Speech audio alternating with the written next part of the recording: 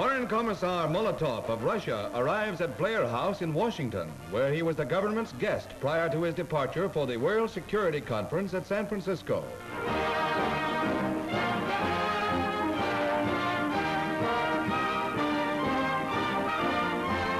He confers with Anthony Eden and Secretary Stettinius during his stay at the Capitol. The Soviet foreign minister came to the United States at the direct invitation of President Truman to assist other members of the Security Conference in reaching a closer understanding.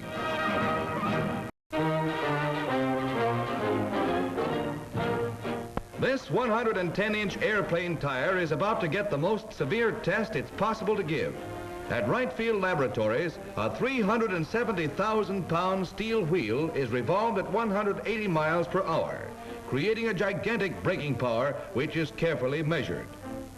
At the proper moment, the tire is pushed against the wheel, absorbing a shock many times greater than that of a landing plane.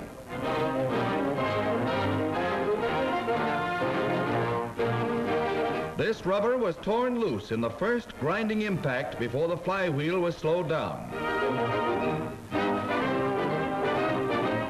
Weighing 3/4 of a ton, some idea of the size of this giant may be gained by comparison with the standard tire of a B-17 and the tire of a Cub plane. Another Army experiment in safety. A crowd of 30,000 assembles to see the last B-17 roll from the assembly line of the Boeing Seattle plant. Henceforth, this factory will be devoted exclusively to the production of B-29 Superforts. Stickers commemorate the thousands of missions on which the flying forts have performed so gallantly throughout the world. Salute to a great airplane.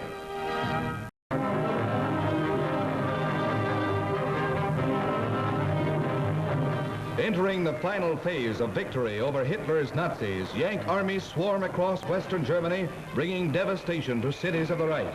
From all sides, Allied might crushes in on the remains of the Wehrmacht, bringing home the horrors of war to the German people as they have never experienced it before.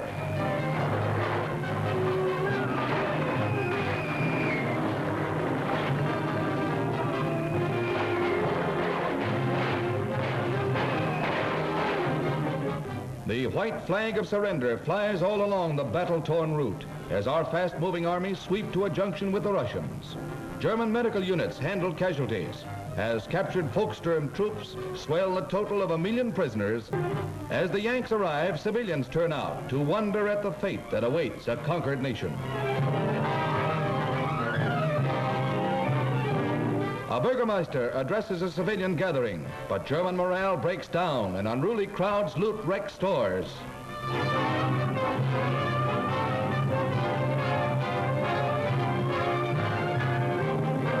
Signal Corps cameramen film the looting of freight and passenger cars loaded with civilian and military goods. Other pictures showing the drive on Berlin were taken by newsreel cameramen.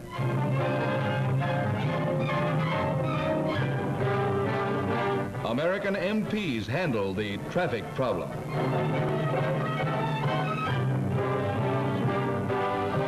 Scrap metal from wrecked airplanes and German telephone equipment were being hauled in this wrecked train of 75 cars.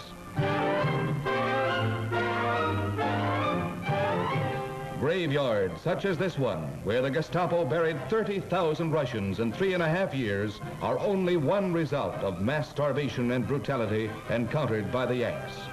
Prison camps and forced labor camps took a heavy toll of millions of miserable people enslaved by the Nazis.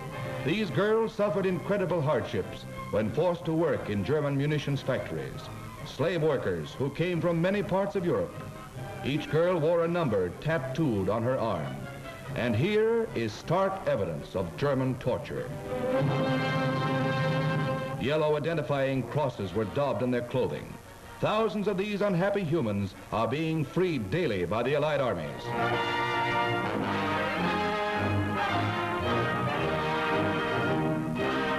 Years of privation left their mark on these men, gathering for cigarettes and to receive instructions from British and American military authorities. The Yanks get a rousing welcome. Among the crowds in the square, a Russian girl spots a Gestapo agent in civilian clothes posing as a Dutchman. He's quickly hustled off to jail.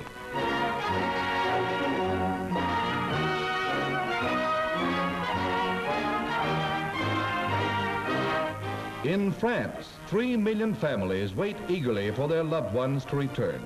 Some of them have been gone for 5 years, and mixed feelings of joy and sadness greet the trains returning with the war prisoners.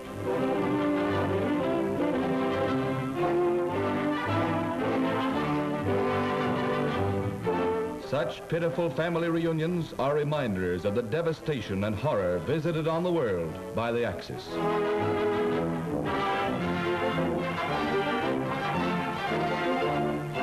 Calling to our advancing armies is the storied city of Heidelberg, famed for its great university. Once a great center of German culture, the university attracted the patronage of wealthy Americans who contributed this building, captioned to the German spirit by the Nazis. American reporters uncovered the plaque, which the Nazis had removed, listing the donors, names familiar to all Americans.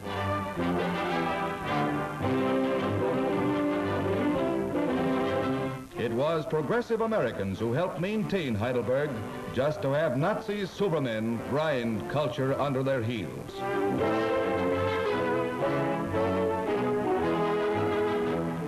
The Watch on the Rhine has taken on added significance in this war. This time, as our soldiers see the Star-Spangled Banner unfurled, they know that the Allies will police Germany until militarism is stamped out.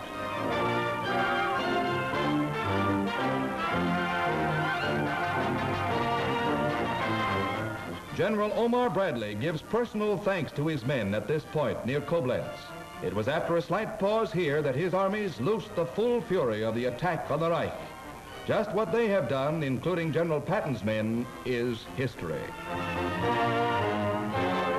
The Stars and Stripes fly in victory over conquered German soil.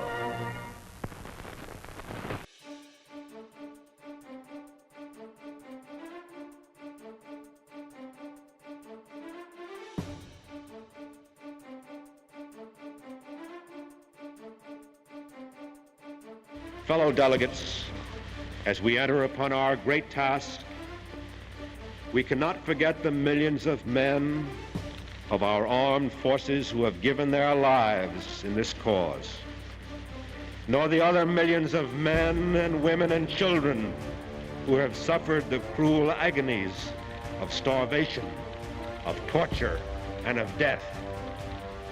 We cannot forget the untold destruction that has been wrought. Nor can we forget how close our whole civilization has come to utter ruin. It is our supreme responsibility at this conference and afterwards to see to it that this calamity never again falls upon the world.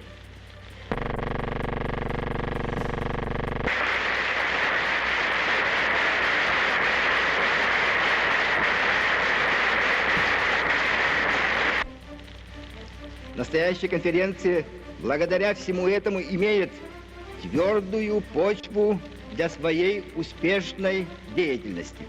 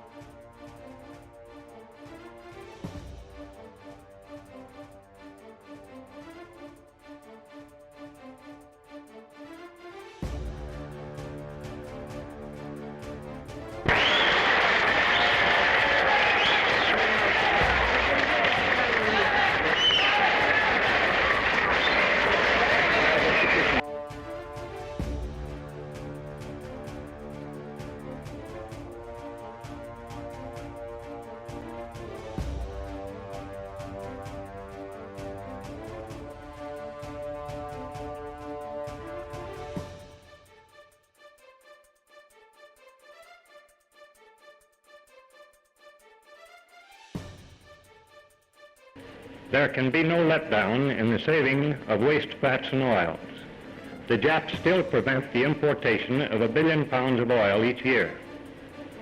We here at home must make up this loss, as fats and oils are vital for thousands of military and civilian needs. Berkeley salvages all used fats.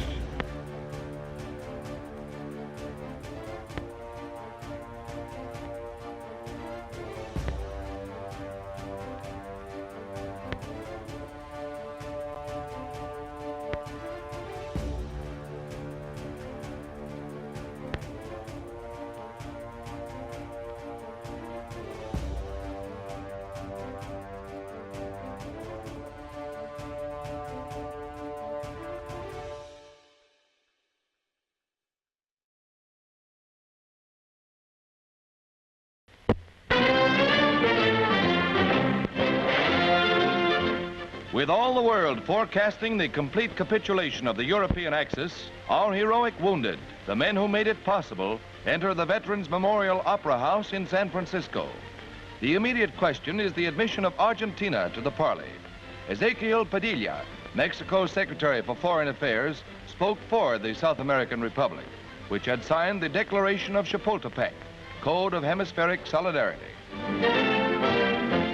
Foreign Commissar Molotov argues against the inclusion of Argentina. His plea in Russian is interpreted to the delegates.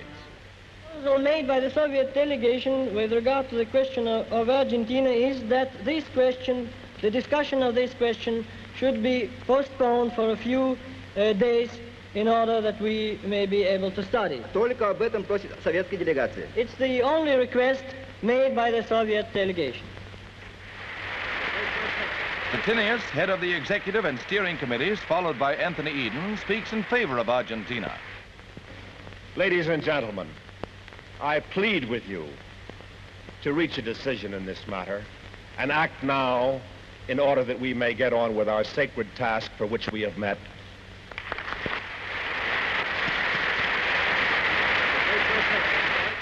Those in favor of the admission of the Argentine in accordance with the terms previously agreed at our steering committee this morning will please stand up. Heads of delegation.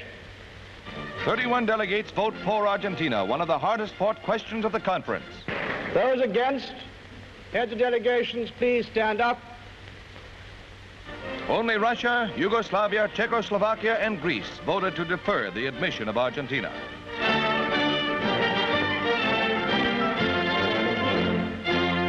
Arriving in Washington, Oscar Ibarra Garcia, the newly appointed ambassador from Argentina, is greeted by South American and United States officials.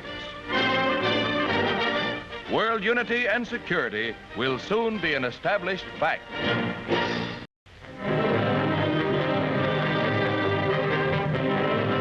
On the final lap of their drive on Berlin, Russian troops under Marshals Zhukov and Rosakovsky send the Germans reeling.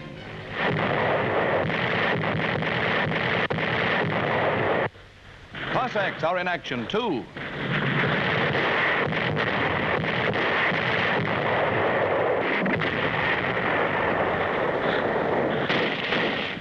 In every city and town, the Nazis fight back with furious desperation. The foe must be wiped out building by building, street by street. Nazi rearguard action is fanatical as they try to stem the red tide. Watch this soldier. A sniper gets him. A machine gunner smokes out the sniper's nest. As the Russians near Berlin, more and more dead Germans litter the gory road. Fighting their way west, the Reds uncover more horror camps, torture hells, staffed by hand-picked sadistic fiends who had at their disposal medieval weapons, such as this beheading board, to slice the last spark of life from broken bodies. Shortly before the Russians arrived, the Germans went on an insane rampage, slaughtering every prisoner they had time to kill. Remember your enemy. Remember these camps and the scores like them, where the Nazis tortured, starved, mutilated, and murdered people for one sin, the sin that they were non-Germans. Look at this face. Look at the faces of those left alive to mourn.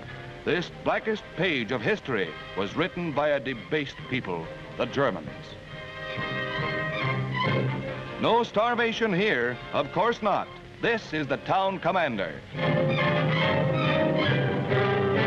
Another bag of Nazis is moved to the rear, and the townsfolk sees a chance denied them for years.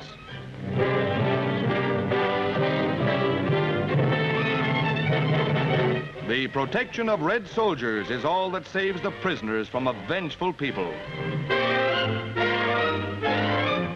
Left in the wake of the onrushing Reds is the ruined city of Warsaw, scene of an indescribable 5-year reign of terror. The once beautiful Polish capital, seat of culture and learning, was laid waste by the Germans as they retreated. During occupation, even trolleys were for Germans only. The immortal Chopin's home was systematically destroyed in demented defeat. But at last the exiled population, those still alive, are able to return to the shells of their former homes. For once more, the Polish flag flies over Warsaw.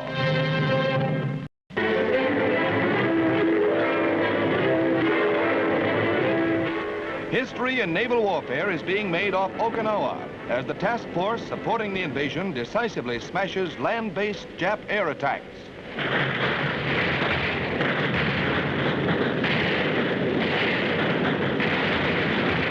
In almost suicidal attacks, Jap planes run a gauntlet of solid anti-aircraft fire.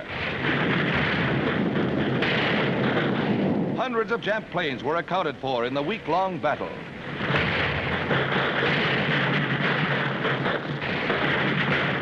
Navy pin of Kyushu.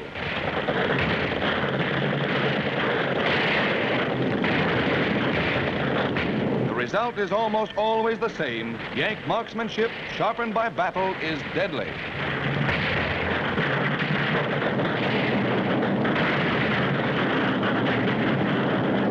It is truly a curtain of flak that greets any Jap foolhardy enough to venture within range. But the Japs managed some near bomb misses.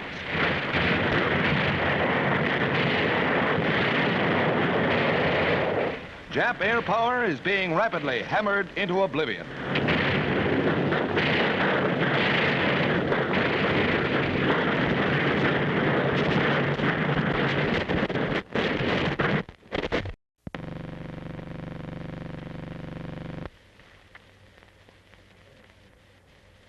This is a solemn but glorious hour. I wish that Franklin D. Roosevelt had lived to see this day. General Eisenhower informs me that the forces of Germany have surrendered to the United Nations. The flags of freedom fly all over Europe. For this victory, we join in offering our thanks to the Providence which has guided and sustained us through the dark days of adversity and into light.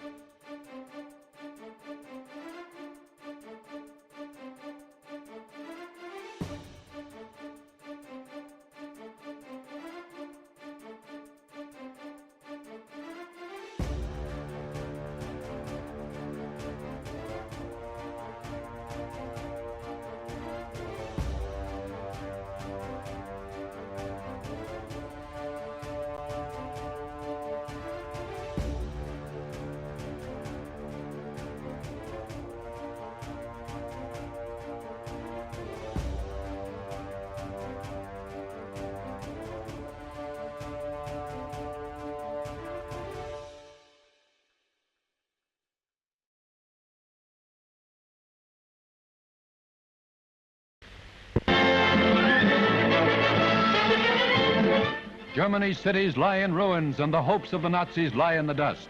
The gutted buildings of the Reich reveal the irresistible power behind the Allied drive, a power that all the vaunted Wehrmacht could not stop.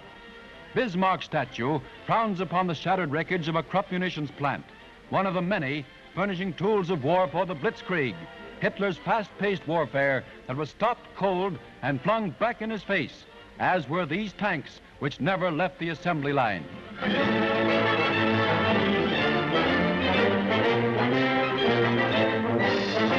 Nuremberg in southern Germany, the hotbed shrine city of Nazism, was overrun by the victorious Yanks. Of all the enemy's leveled cities, none reflects greater destruction than Nuremberg, where the Allied attack poured its full fury upon the spawning grounds of the Nazis. The haughty German eagle looks down on German dead, lying still in defeat. Over the vast stadium, Old Glory overshadows one of the world's most hated symbols. Here, where once thousands of swastikas flew above the goose-stepping troops, parading for the strutting Fuhrer, and where he ranted to the assembled thousands, the troops Hitler once laughed at take over. The swastika will no longer flaunt its crooked arms above the Nazi shrine.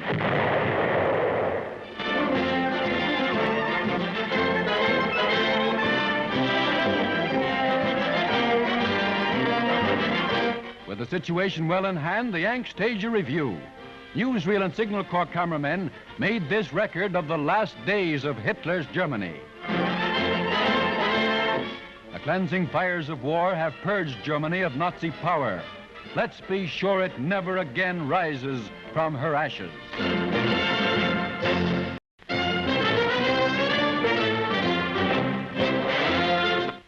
Supreme Commander General Eisenhower pays tribute to the men who won our victory. The United Nations will gratefully remember Tedder, Montgomery, Spaatz, Bradley, DeLotte, Creer, and many others. But all these agree with me in the selection of the truly heroic figure of this war. He is G.I. Joe and his counterpart in the air, the Navy, and the Merchant Marine of every one of the United Nations. He has braved the dangers of U-boat infested seas. He has surmounted charges into desperately defended beaches. He has fought his tedious, patient way through the ultimate in fortified zones. He has endured cold, hunger, fatigue. His companion has been danger. Death has dogged his footsteps. He and his platoon commanders have given us an example of loyalty, devotion to duty, and indomitable courage that will live in our hearts as long as we admire those qualities in men.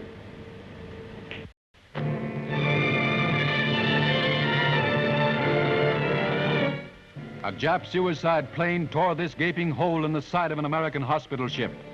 After machine gunning the plainly marked and lighted vessel, the pilot dove this plane into the Mercy ship 60 miles off Okinawa. 29 died in the blast. The 31 wounded are removed at an advanced island base. Nurses were among the victims when the plane plunged into the surgical section of the ship. At the time of the savage attack, the Comfort was loaded with battle casualties from the Okinawa action.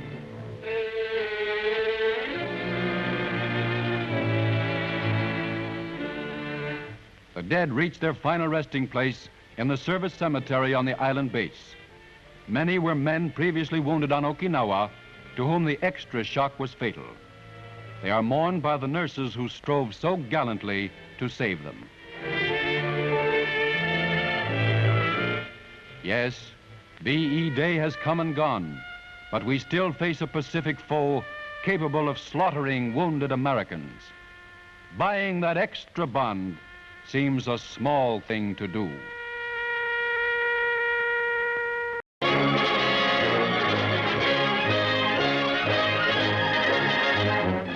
The mighty 7th War Loan is underway, and the 3 survivors of the historic flag raising on Iwo Jima are here at the Capitol to fly that same flag.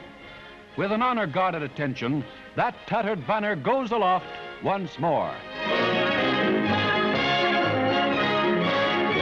This flag and the unforgettable picture of the men who raised it on Mount Suribachi are to be the symbols of this new war loan drive. What better reminder could we have to buy more bonds? Secretary of the Treasury Morgenthau tells us the reasons we should and must.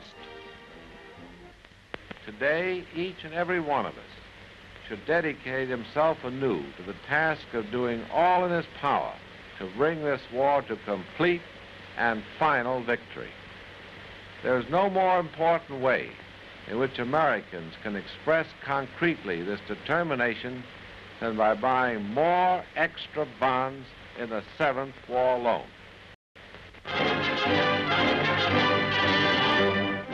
The workers in the Boeing plant in Seattle set an example for the rest of the country by staying on the job. With the welcome news that the war was over in Europe, they turned out an extra B-29 and turned out then to cheer it on its way to Tokyo. Remember, as these people did, the hard road to complete victory ahead. We have cause for celebration, certainly, but let us not forget, as our Capitol dome is lighted for the first time since Pearl Harbor, that we still have a great war on our hands. New York's Times Square is out in party clothes again, with the multicolored lights blazing in all their glory to shine down on a crowd that deserves to celebrate before they roll up their sleeves and get back on the job. With the lifting of the brownout, it's again the Great White Way.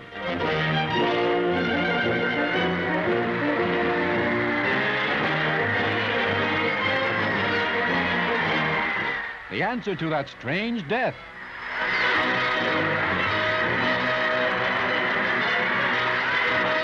The grand old lady of them all has her day too, as the torch that has been a symbol of liberty and the statue itself is once more lighted to remind our enemies that freedom and democracy will never perish.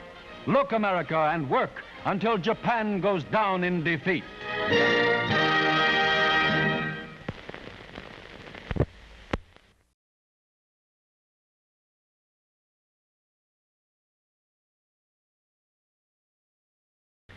The purpose of I Am an American Day is to welcome our new citizens, boys and girls who have become 21 years of age and take their places in the ranks of citizenship of our country, and men and women devoted to our country who have renounced all allegiance to their place of birth and have become citizens of the United States.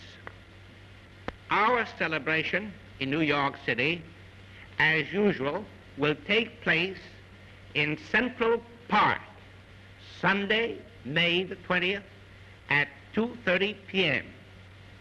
Thousands and thousands of our new citizens have been invited, and they will all be there.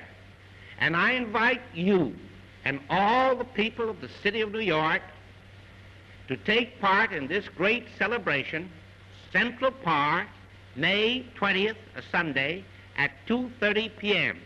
We will have a splendid program for you.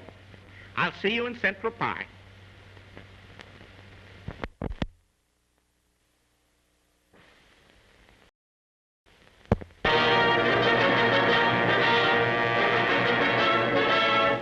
The Red Schoolhouse at Reims, France, as peace is signed with German General Jodl acting for the remnants of the Nazi government. Jodl, for a few hours, was the chief of staff of the German army, while de Fuhrer's successor, Admiral Dönitz, was strangely missing. This is the news that electrified the world: unconditional surrender. In the temporary headquarters of General Eisenhower, cameras record the scene as terms are laid down, with the Supreme Commander represented by General Walter B. Smith. With the Americans, all the Allies sat in to enforce the terms we set long ago: surrender with no soft terms. It seems hard for the Nazi Jodl, and it was, to admit his country's guilt and plead for mercy. But General Smith's signature is a symbol of a new world of peace.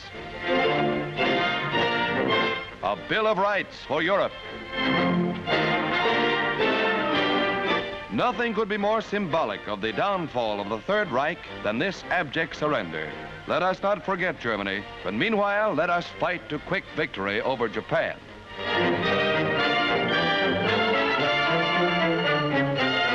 With the German group sent on their way for further ratification of their signatures, the Allied delegates visit General Eisenhower's private headquarters. It's a happy day for the victors. Victory with the pens of peace.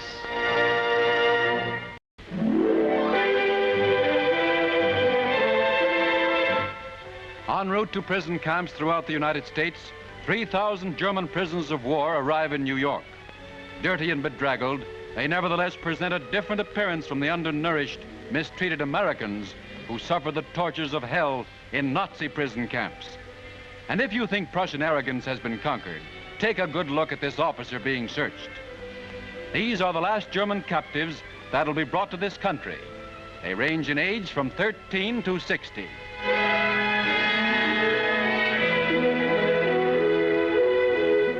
They all assured Army authorities that they were anti-Nazi and had never harmed a soul. A tale we will hear many times before the last war criminal is liquidated.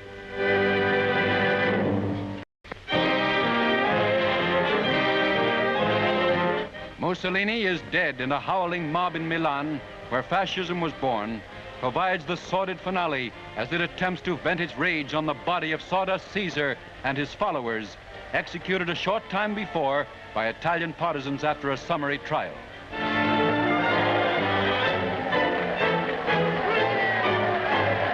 Signal Corps cameras record the blind fury of a people whom he led to disaster after promising them an empire through 20 strutting and corrupt years. Spirit of the mighty 7th War Loan, Iwo Jima and its historic Mount Suribachi flag look down on a Times Square crowd assembled for the opening of the bond drive. All eyes are focused on the 3 survivors of that immortal flag raising who are present to raise that same flag again over the statue commemorating their deed.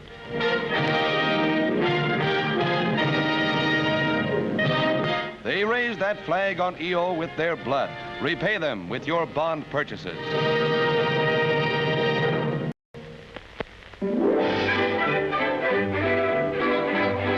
Mrs. Truman arrives in Washington to observe Mother's Day with her son, the President of the United States. Every American shares the happiness of the President and his inspiration, his mother.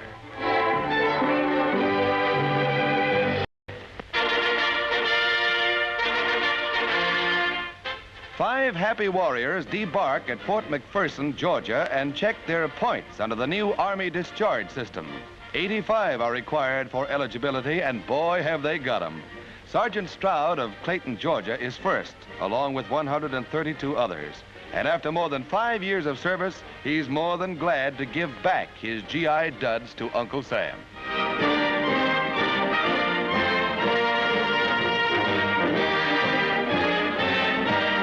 He drew a $1,400 check and has 200 more of his mustering out pay coming. Good luck, soldier. You've earned your country's gratitude.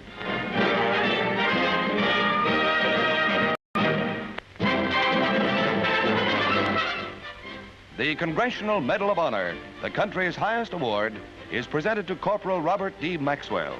It was one of President Roosevelt's last acts to sign the citation for the corporal who distinguished himself in the Battle of France.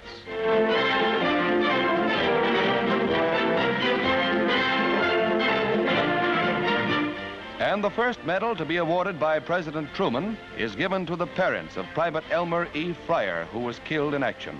This ceremony at Denver honors 2 of Colorado's outstanding heroes. To the parents of Private Fryer, nothing can replace their son, but he lives forever in his country's heart.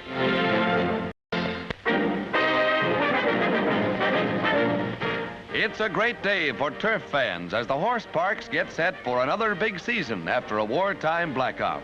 The thoroughbreds go through their paces at the nation's tracks, all except this spirited fellow who appears to resent going back to work. But the fans are eager for all the thrills of a photo finish, and 30,000 turn out at Narragansett, Rhode Island to watch the first opening and get down a bet after the long dry spell.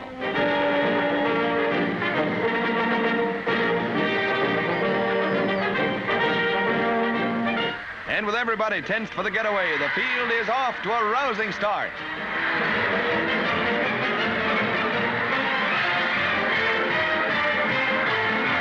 Night editor won the first, and now Daily Double Annex hold everything as the entries for the second race hit their stride on the backstretch.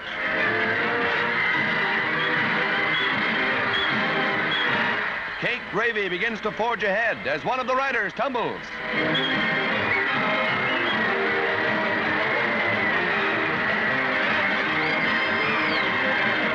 The pace gets hotter coming into the finish, just the kind of a finish the crowd has been looking forward to. The riderless horse is running third as the record turnout watches Cake Gravy hit the tape a winner. The noble sport of kings is back in its stride once more.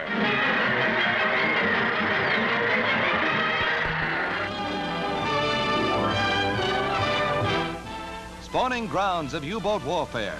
From these wrecked submarine pens came the underwater prowlers that sank millions of tons of Allied shipping.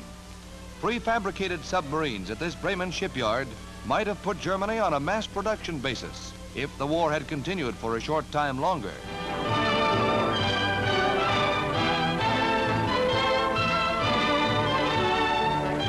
But the scourge has ended. The U-858 approaches Cape May, New Jersey, after having surrendered at sea to 2 destroyer escorts. The 240-foot underseas craft is manned by an American prize crew, keeping a watchful eye on the Nazi skeleton crew, which remained to operate the ship. The prisoners, who sank 18 Allied vessels, come ashore to await confinement at Fort Miles. Barely a day later, a second submarine arrives at Portsmouth, New Hampshire, after having surrendered formally off the Maine coast.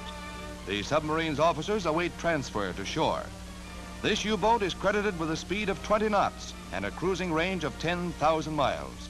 The prisoners are taken to Portsmouth Naval Prison, where they will be kept for an indefinite period. The U-boat peril is dead, but this arrogant captain personifies an unrepentant Nazism.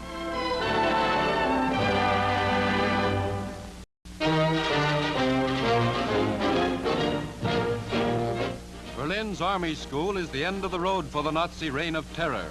Here, Air Marshal Tedder, General Eisenhower's deputy, and Russia's Marshal Zhukov meet with Field Marshal Keitel, a haughty Prussian aristocrat and representative of the General Staff. This time, it's the German army that surrenders. No civilians are involved as in World War I. This time, the Wehrmacht takes its full share of blame for years of ruin and brutality.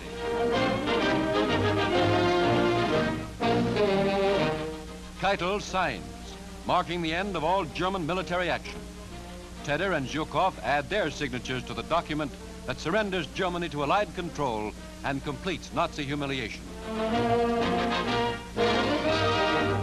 Following the ratification, the Allied officers tour the gutted Nazi capital. Berlin's once proud architecture is only a memory. Years of heavy pounding by the RAF and American Air Forces have made Germany's first city almost unlivable.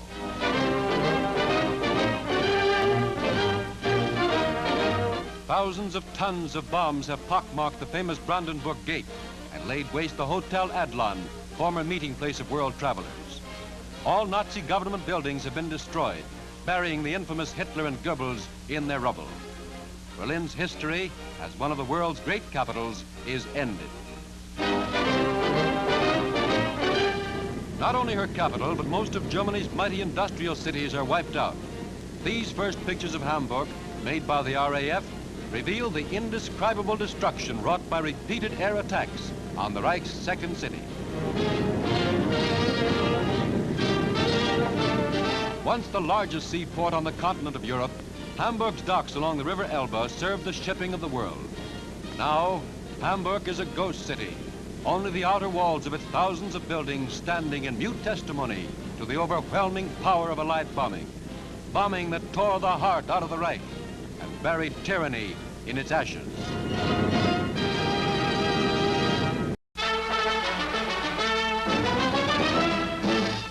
At Merkers, Germany, this salt mine holds one of the strangest secrets of the war. A secret that was to deal Germany a crushing financial blow during the last days of the conflict. Here, GIs uncovered a fabulous hoard of jewelry, silver, currency, bullion, and art treasures. Much of it the accumulated loot of 5 years of war. Practically every museum in Europe is represented in these masterpieces, which include Raphael's, Rembrandt's, Van Dyck's, and many other great masters' works, buried now 1,200 feet below the ground. in what the Nazis considered a safe hiding place and a bomb-proof shelter. The 100 tons of gold bullion represents most of Germany's reserve. Signal Corps pictures show the enormous cache of currency from all the European countries in Reichsbank containers. $2 million in American money also were found. Allied officials will take charge of the treasure until its disposition has been decided. Murder will out, even from the depths of the earth.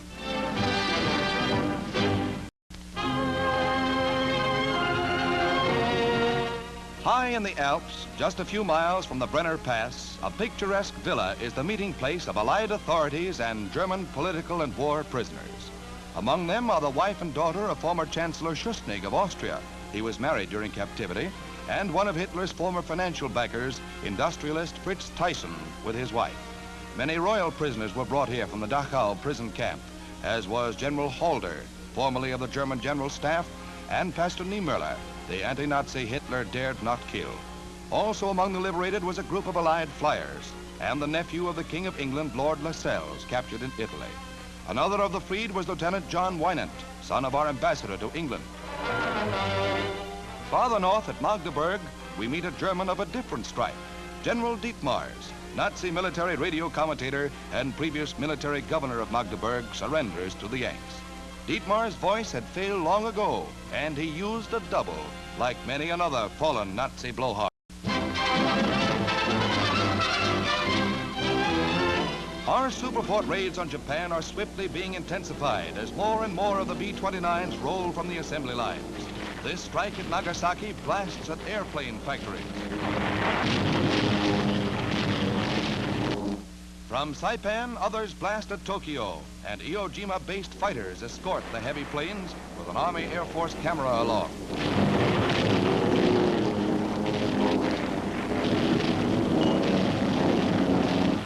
Flak is heavy, but Jap pilots were caught by surprise to find a fighter escort, and scores of enemy planes were picked off by the Mustangs from Iwo Jima.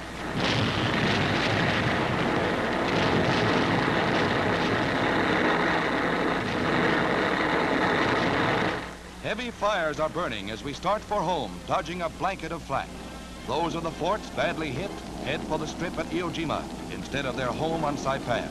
Thus, by using this new base, 50 landed safely that otherwise might have been lost. Pierced by numerous shell holes, their sturdy construction and skillful piloting brought them back safely. Japan will meet the fate of ruined Germany as we throw more and more power against her.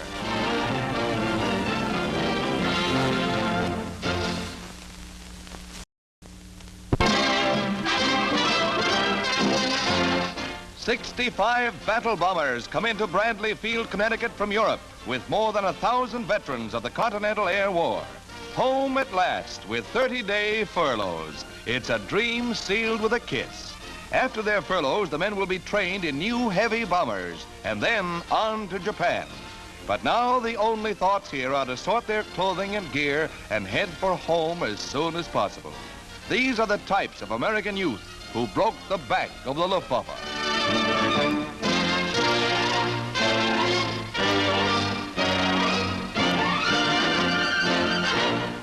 Mascots will have a rest too before they go on to war in the East.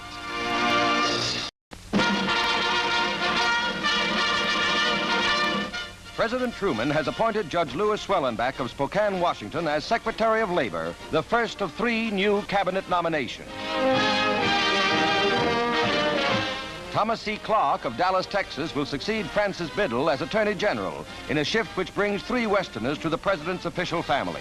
Mr. Clark has been Assistant Attorney General under Mr. Biddle. Representative Clinton Anderson of New Mexico becomes the nation's new Secretary of Agriculture, succeeding Claude Wickard.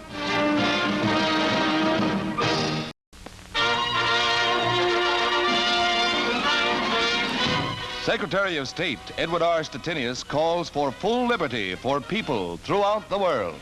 The 4 freedoms stated by President Roosevelt: freedom of speech, freedom of religion, freedom from want, and freedom from fear, are, from the point of view of the United States, the fundamental freedoms which encompass all other rights and freedoms.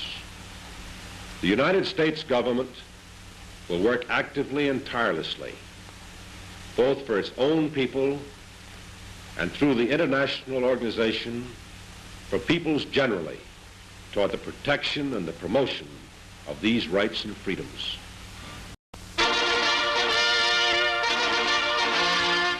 Charles Ross, an old friend of President Truman, becomes White House press secretary. Mrs. Ross congratulates him. Steve Early looks over the commission with his successor.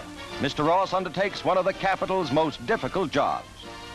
One of the president's forward-looking acts is to seek the advice of former President Hoover in the administration of food relief to Europe. Arriving at the White House, Mr. Hoover is greeted by the president, who will benefit by Mr. Hoover's vast experience in food administration during World War I. A wise counselor in time of need.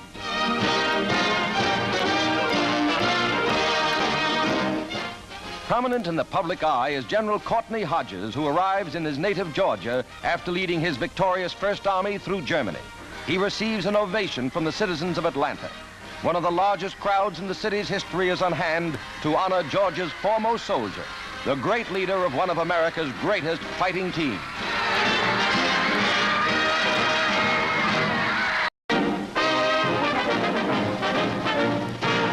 Sensation of this year's baseball season is one-armed Pete Gray of the St. Louis Browns. Despite his handicap, Pete asks and gives no favors, standing right up there with the best of them. He played 2 years for Memphis and came to the big leagues on his own merits. His arm was lost when he was 6, but that didn't kill his spirit, nor his dreams of making the big leagues. His batting average is good, though most of his hits are singles. Even when he grounds out, he gets the plaudits of the crowd.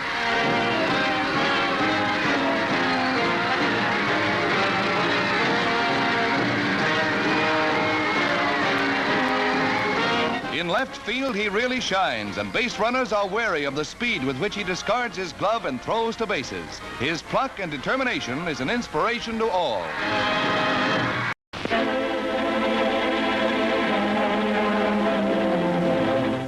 Heroic dead of a combined Army and Marine force mark the grim battlefield of Okinawa, where one of the bloodiest engagements of the war is being fought. Thousands of Yanks have been wounded, and other thousands have sacrificed their lives to drive a fanatical foe from this vital base, the doorstep to Japan itself. A canine hero suffers a wound, spotting ambushed Japs, but collects a souvenir. The 62-mile island contains many airfields and naval bases valuable to our Pacific strategy. Admiral Nimitz congratulates our troops and watches the battle's progress.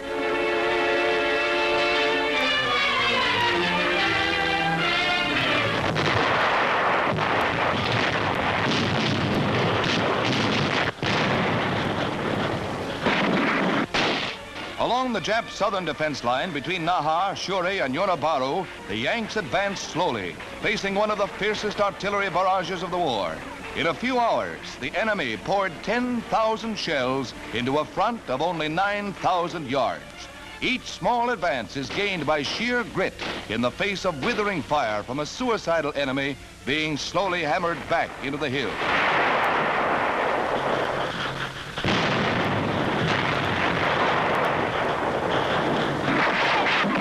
Powerful tank flamethrowers blast enemy caves on strategic Sawtooth Ridge near Naha.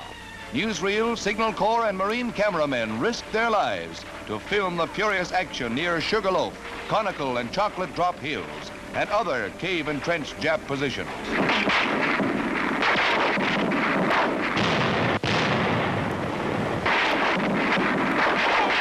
The enemy defense line across the island is forced back and flanked at both ends by the dogged attack.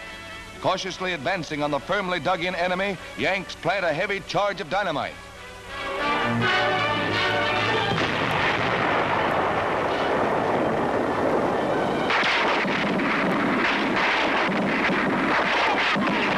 Tens of thousands of dead Japs litter the battlefield. In the southern part of the island, less than 25,000 of the original garrison of 80,000 Japs are cornered. dummy tanks are left behind by the enemy, retreating into the defenses of Naha, under attack by our big guns.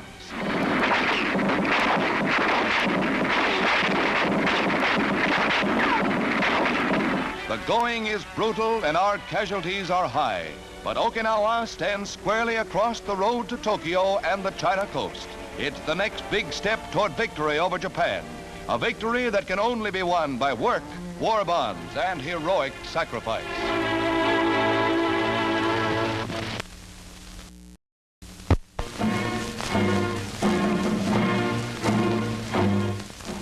The nation remembers her dead of this and other wars. At the tomb of the unknown soldier, Colonel Lowry, representing the president, places Mr. Truman's tribute to an honored hero of World War I.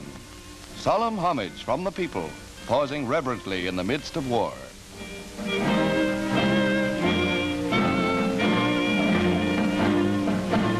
At a national cemetery in Brooklyn, as at others throughout the country, pilgrimages to the flower-bedecked graves prove anew that a grateful nation will never forget those who died that America might live.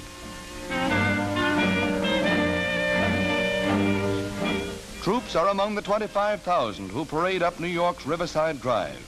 The banner that has been carried through the years by our heroes flies proudly.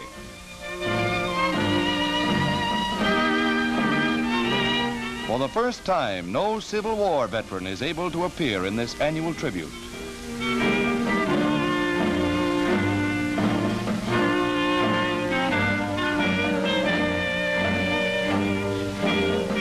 A 100,000 take part in the impressive martial salute, reviewed by Mayor LaGuardia and other dignitaries. The spirit of America's fighting men marches on.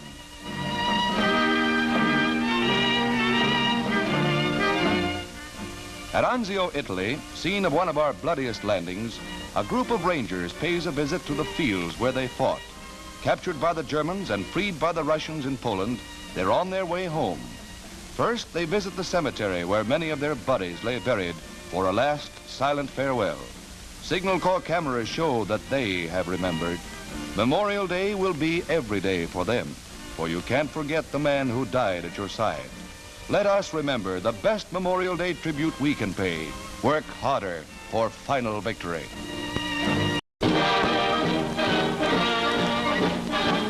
Ripped from stem to stern by the attacks of Jap suicide pilots off Okinawa, the destroyer USS Laffey comes home.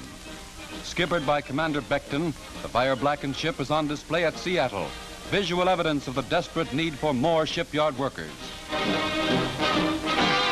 The Laffey was struck with everything in the Jap book. In the savage attempt to finish her off, 22 suicide pilots roared over her. 7 bomb-loaded planes crashed on her decks. The final score was 9 enemy planes shot down by the Laffey, but 32 of her brave men were dead or missing, and 60 were wounded.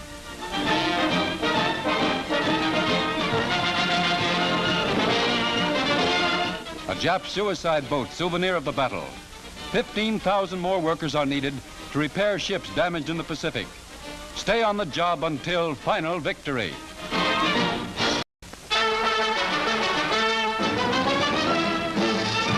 Mrs. Truman makes her first public appearance since becoming the First Lady at Washington Airport, where she is to christen 2 service transport planes as a part of the War Loan Drive.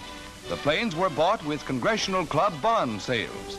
The First Lady gives the bottle a lusty swing, and with a little help, the plane is duly christened. The big ships are fitted for the evacuation of wounded. More bonds mean more planes.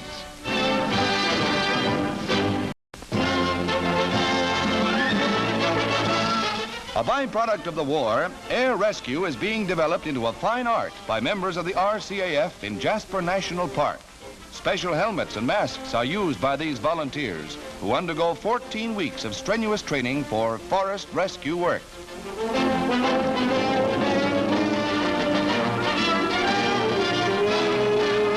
Hand-picked pilots fly the dangerous terrain. Each candidate must make at least 4 timber jumps over densely wooded country and deliberately maneuver his chute so that he lands in trees. This boy knows the ropes. It's a bullseye. He then lowers himself from the tree with a rope attached to the chute's risers. he has hit a designated target from a height of 2,000 feet.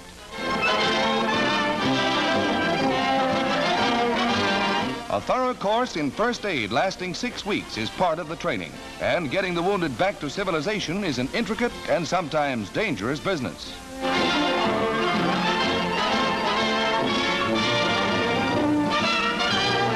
The last lap to safety. War's techniques help open the wilderness, the silver lining in a dark cloud. Visiting the White House at President Truman's invitation, the regent and heir apparent to the throne of Iraq, Prince Abdul Ilah, will be in the United States for an extended stay. The press greets the 33-year-old royal visitor, a direct descendant of the Prophet Muhammad.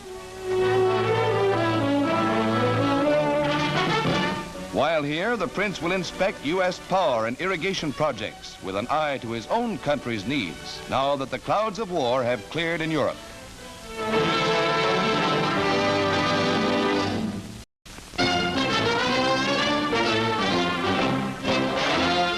General Mark Clark, commander of America's fighting Fifth Army, arrives in Chicago, home of his boyhood, to receive a hearty welcome from the crowd at the airport. With Mayor Kelly, the hero of the bitter Italian campaign proceeds down Michigan Boulevard.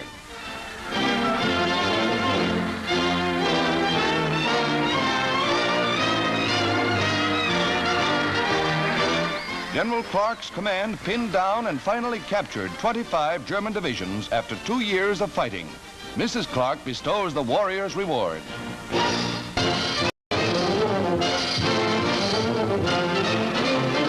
War Food Administrator Jones appeals for more farm labor. The need this year for town and city people to pitch in and help the farmer harvest and grow his crops is greater than ever before. Victory on one front does not mean there will be any less demand for food. In fact, the need will be even greater. I make this appeal to everyone in this audience. When the call comes in your community, answer it if you can. Men and women, boys and girls, all who can give a part-time of their vacation or all through the harvest should do so and should volunteer now before your county agricultural agent or your local farm employment office. The need is urgent. Your help on a farm will help make our victory complete.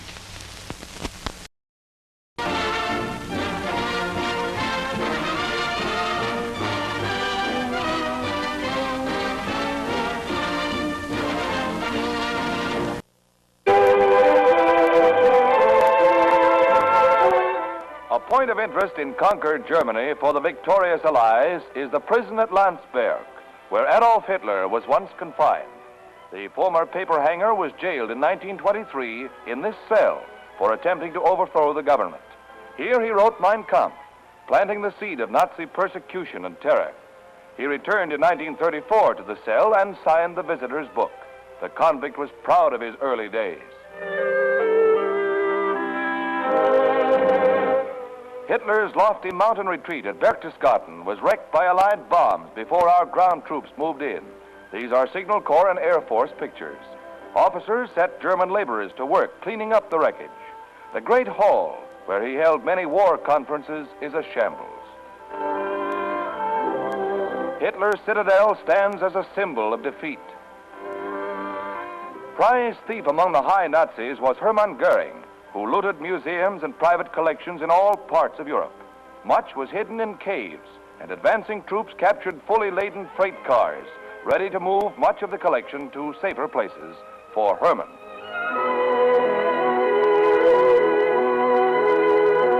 Goering's ill-gotten loot is no longer his to admire. The collection goes on display for GIs before an Allied commission attempts to return everything to the proper owners. The castle of Neuschwanstein, overlooking Fussen, housed a great part of the art treasures stolen by the Nazis. Taken from royal families, the Rothschilds, and private French collectors, many of the 23,000 pieces were never unpacked. Not content with robbing people of their freedom and their lives, the Nazis tried to make off with their symbols of culture.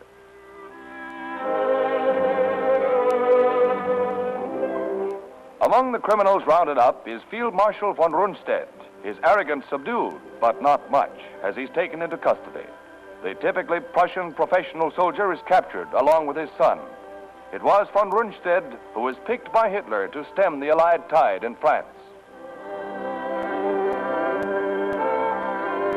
Another prize is Field Marshal Kesselring, who was smashed with his armies in Italy. He doesn't seem downcast, yet. He'll stand trial, and that goes for Goering, too. The number 2 Nazi has the blood of thousands on his hands, and for that he will have to answer. He wears few of his prized medals, as he's taken to headquarters for preliminary questioning by 7th Army officers and to surrender his arms.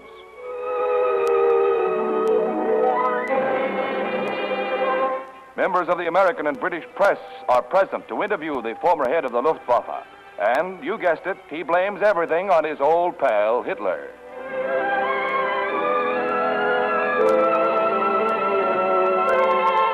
If Hermann looks worried, maybe he's remembering that he originated concentration camps and was in charge of Hitler's bloody purges, to mention but 2 of his crimes.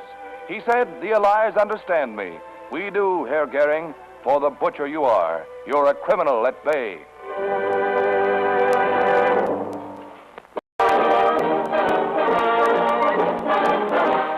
One of the miracles of Allied supply, the English Channel pipeline, can now be revealed.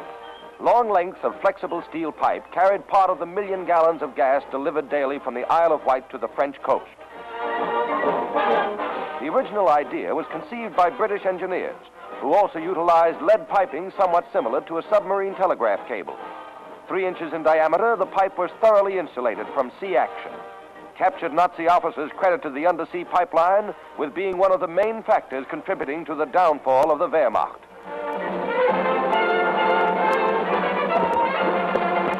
Following a test operation, cable ships began paying out the pipe soon after D-Day.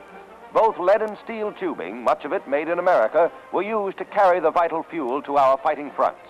The pipe, wound on huge drums 30 feet in diameter, was released while being towed across the channel. The Luftwaffe was missing on this occasion also, and the first line crossed in 10 hours. Near the tip of the Normandy Peninsula, the pipeline comes ashore. Altogether, 20 lines were soon providing a constant fuel supply. Carefully camouflaged buildings in the southeastern part of England hid pumping stations from enemy eyes.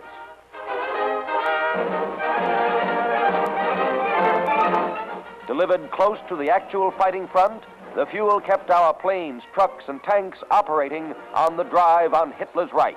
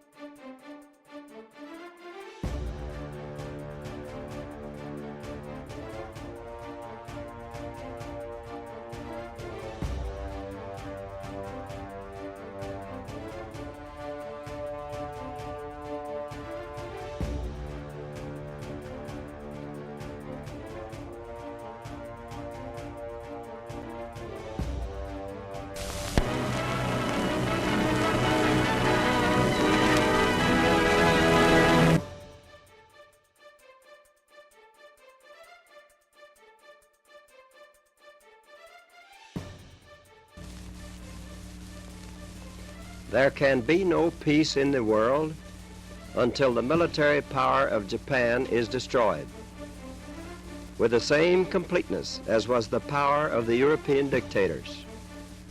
To do that, we are now engaged in a process of deploying millions of our armed forces against Japan in a mass movement of troops and supplies and weapons over 14,000 miles. A military and naval feat unequaled in all history.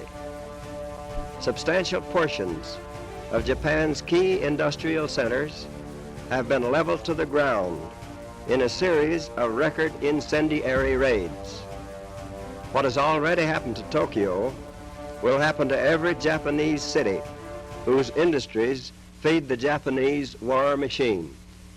If the Japanese insist on continuing resistance beyond the point of reason, their country will suffer the same destruction as Germany.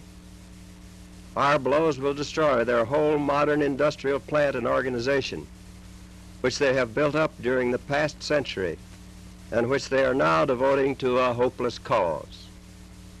We have no desire or intention to destroy or enslave the Japanese people, but only surrender can prevent the kind of ruin which they have seen come to Germany as a result of continued useless resistance.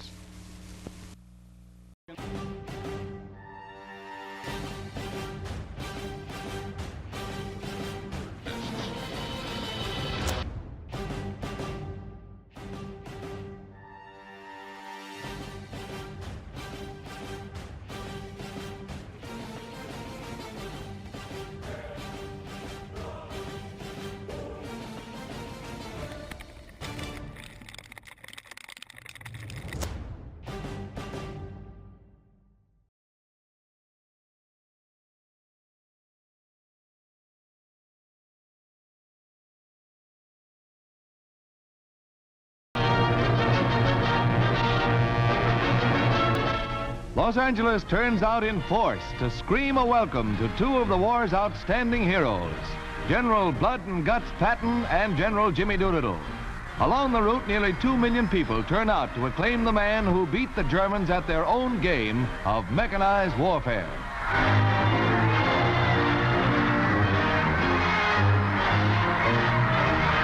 Are given prominent display, for Doolittle, as well as G.I. Joe, needs your help.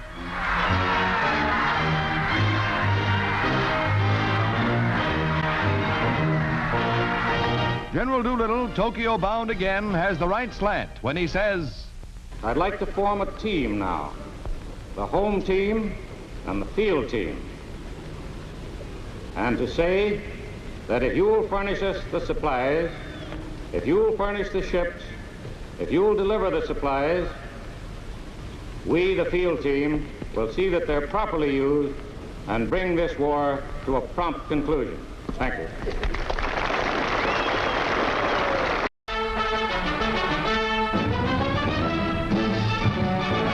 As part of the campaign to cut off and trap 200,000 Jap troops in Southeast Asia, bombers saturate an enemy-held junction of the Rangoon-Mandalay Railroad in Burma. The next stop on the milk run is the main Jap headquarters for central Burma. The bombardiers mean business.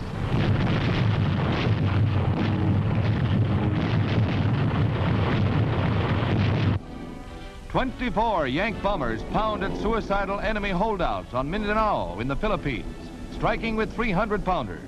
Though the weather is bad, necessitating 2 bomb runs, hits on the target are 95% perfect, as these Air Force pictures show.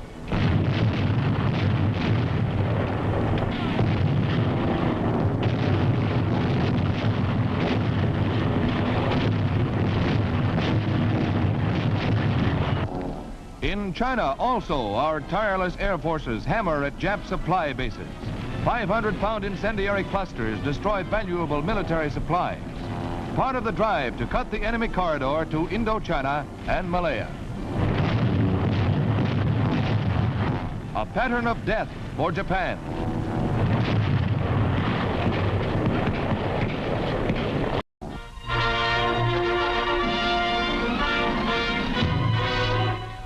John W. Snyder, Federal Loan Administrator, tells of Reconstruction Finance Plan. As administrator of the Federal Loan Agency, I have 3 major programs underway. Probably the greatest is that of the disposal of the huge war surpluses. I assure you that the Reconstruction Finance Corporation will approach this in a most realistic manner. During its useful life, the RFC mushroomed into a number of subsidiaries, which were probably necessary to accomplish its many wartime undertakings. Today, with the end of the war coming nearer it becomes appropriate and timely to consolidate these various activities into the RFC itself. A program of major importance is that of assuring all business, big and little, that ample credit is available to assist in a rapid and constructive reconversion into peacetime production.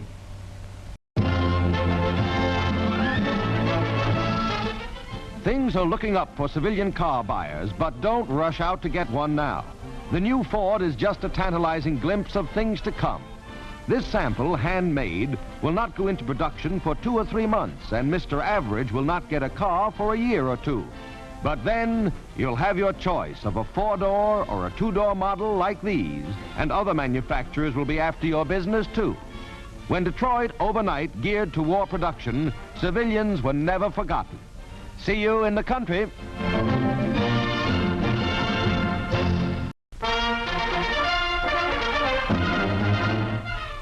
Red Square in Moscow blazes with color as the Russian capital turns out en masse to celebrate its first May Day in 4 years. It's the greatest May Day in Russian military history, with Nazi Germany beaten to her knees.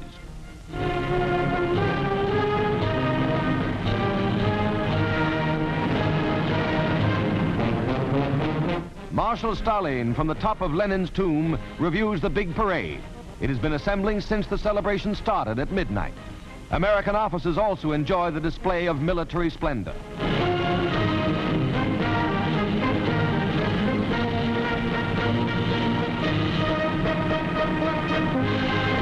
Grim Japanese are awed by the tremendous spectacle of power staged by Stalin's troops rumbling by.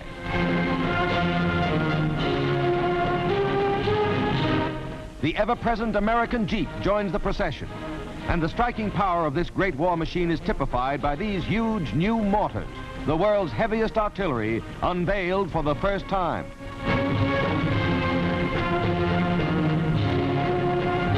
The monster parade brings out all that is modern in war equipment, an historic day for Russia and the Red Army.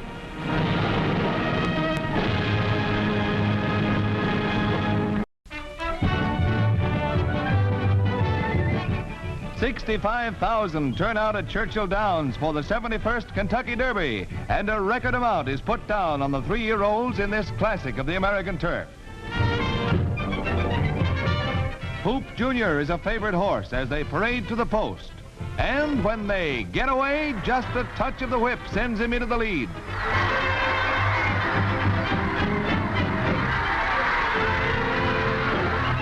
Hoop Jr. is never headed from now on in. The 3-year-old who cost $10,000 as a yearling is on his way to pick up a neat $64,000. In the backstretch, Powder Luck begins to move up, but he's no threat to jockey Arcaro's mount. None of the other 15 horses can touch the easy-running colt. Coming into the stretch, it takes little urging from Arcaro for the Hoop to walk away with the race in his feed bag. He's ringing up the biggest margin of victory since Whirlaway took the Derby, 6 lengths.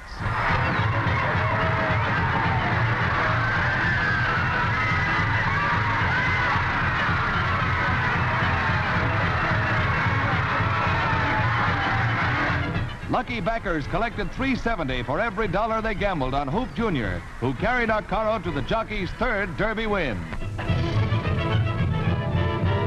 Nice rolling, Hoop.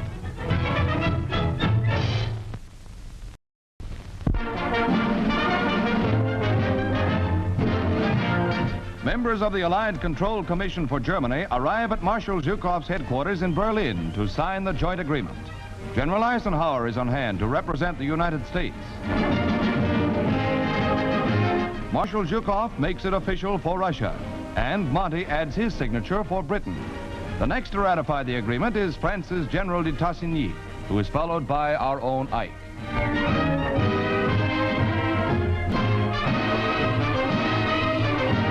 Official British pictures of the men who will control the post-war destiny of Germany.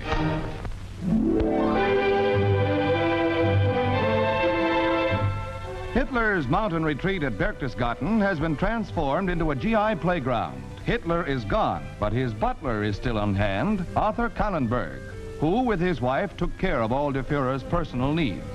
None seems very grieved at their loss, if any, and that goes for both the butler's niece and his wife.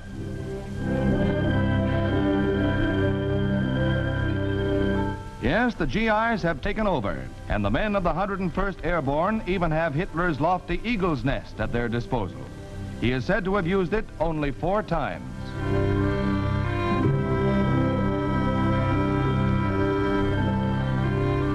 At the base of this peak is his Berchtesgaden retreat, which was well pounded by Allied bombs. The tread of American feet was never in Hitler's dreams when he had his bomb-proof shelters constructed. This maze of tunnels leads to his private apartment, where he thought there would be safety. His collection of classical music is still intact, but never again to be heard by party leaders. These are Signal Corps pictures. And he could slap you in jail right on the premises. Hitler's idea of a home necessity. Somebody forgot to straighten up the living room before leaving, it seems, but more in order is the bedroom. Comfy looking to Joe after months of foxholes.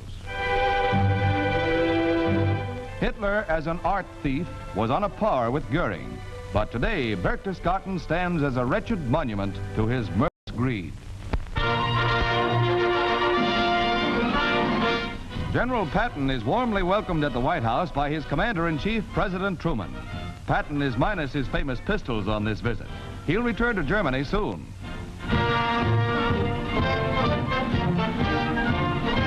Harry Hopkins left and Joseph E. Davies returned from abroad to report after making arrangements for another Big Three meeting.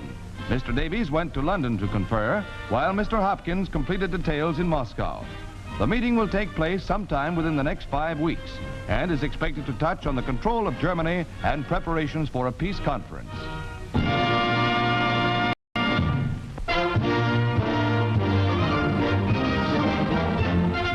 Another war secret just released by the British who designed it is this amazing fog dispersal installation for airfields. 6,000 gallons of gasoline are released into the system, and that's only enough to land one plane.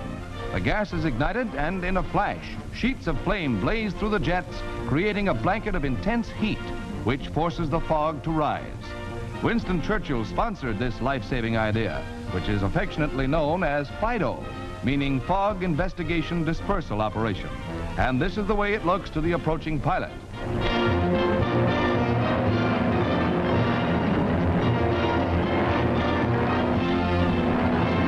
The shimmering heat gives the landing plane a phantom-like appearance.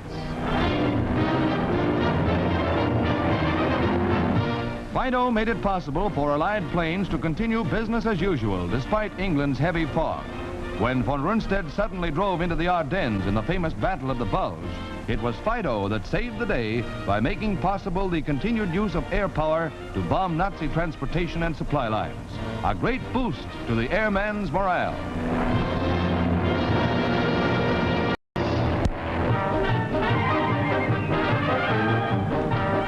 Buns and sausages confiscated from German supplies provide a treat for Norwegian children.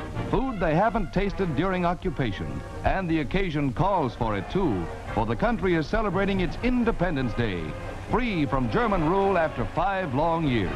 25,000 school children march with flags and serenade Prince Olaf as he waves from the balcony.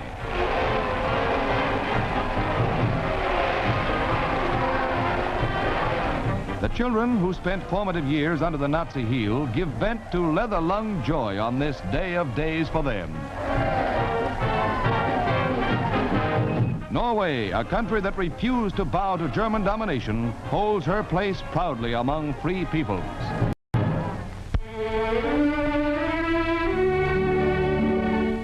Along the picturesque canals of the Italian city of Venice, a new form of transportation conducts G.I. Joe on a sightseeing tour.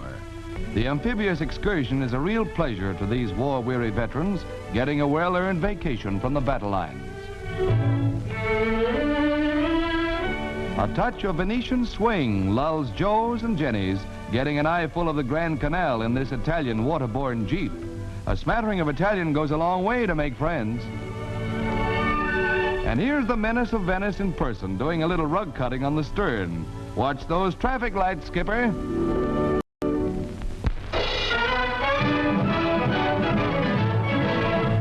come by ship, by plane, 3.5 million men. It took nearly 4 years to move these men to the European front. They must now be moved to within striking distance of the Japs in the next few months. More than 20 million individual trips are involved in this transfer from the Atlantic seaboard to the Pacific coast. Not only will men be moving home for furloughs before shipping out to the Pacific, but some will be moving to hospitals for further rest and convalescence.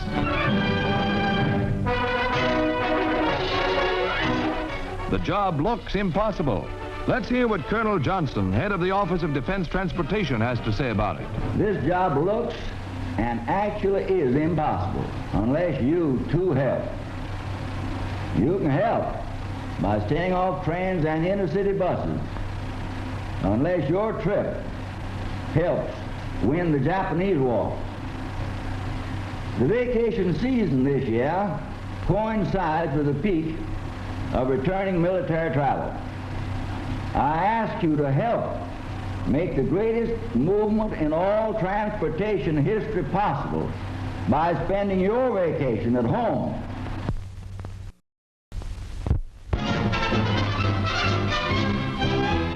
After a non-stop flight from the nation's capital, President Truman is greeted by Governor Walgren as he reaches Olympia, Washington, where he was a guest at the governor's mansion during his 4-day stay.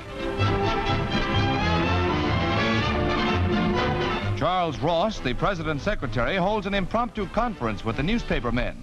At the Washington state capitol, the president performs one of the pleasant tasks of his vacation tour when he decorates Sergeant John D. Hawk of Bremerton, Washington, with the Congressional Medal of Honor.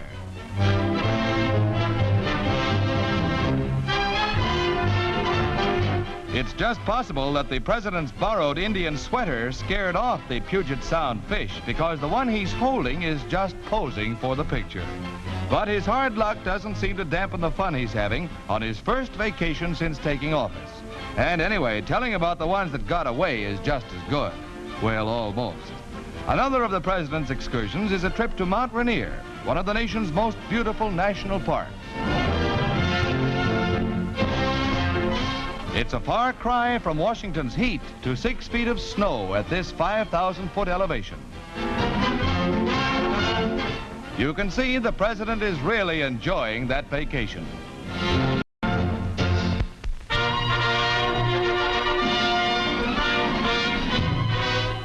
Continuing his welcome home tour of a grateful nation, General Eisenhower is met by his proud 83-year-old mother at Kansas City.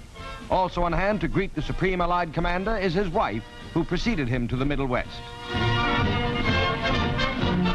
But today, London, Paris, Washington, and other great cities play second fiddle to Abilene, Kansas. Ike's hometown, 6,000 population, honors its greatest native son. His football team and other outstanding incidents of his early days pass in review, bringing back fond memories to the boy who, having made good, receives the key to Abilene and to the hearts of his fellow citizens.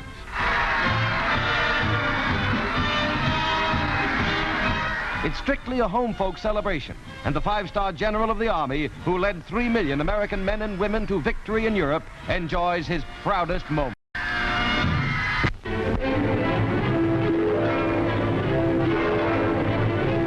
Our carrier task forces stab continually at Japan's heart, despite all the shrinking enemy air fleet can do to stop us. Supply ships and barges ready to load and run the gauntlet to Japan's beleaguered troops in the south are heavily straafed.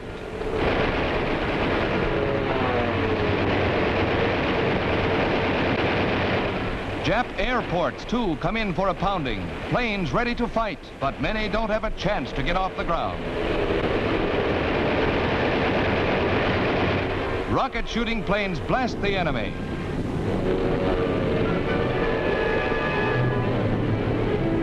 Historians will long sing the praises of these carrier forces who have done so much to hasten victory over the Japs. Wounded planes try their best.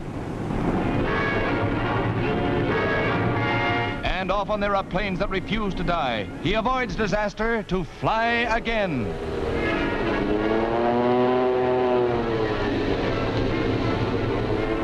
Heroism flies with every man, but death too is his constant companion. As he lands, the belly tank catches on fire with the pilot trapped in the cockpit.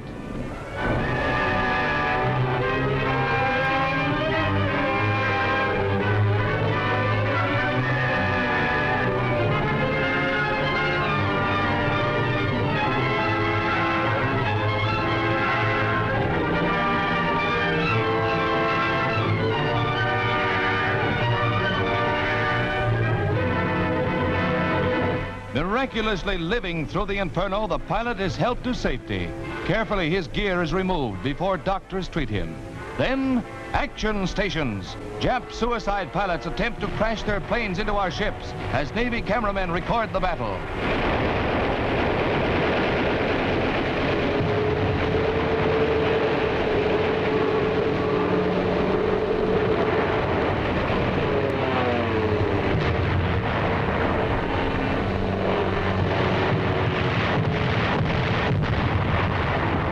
90% are driven off before they can get close to our ships, and few successes are scored by the remainder.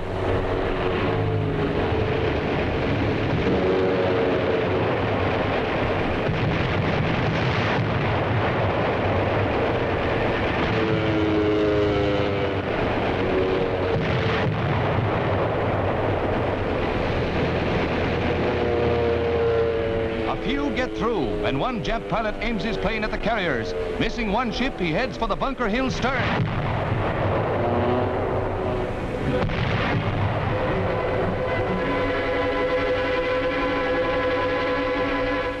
The Bunker Hill is hit twice by the suicide-bound Japs, but she's still gallantly afloat.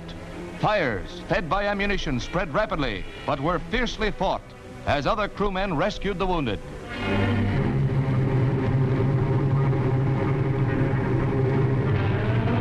As soon as possible, the cruiser Wilkes-Barre pulls alongside to turn her hoses on the flames.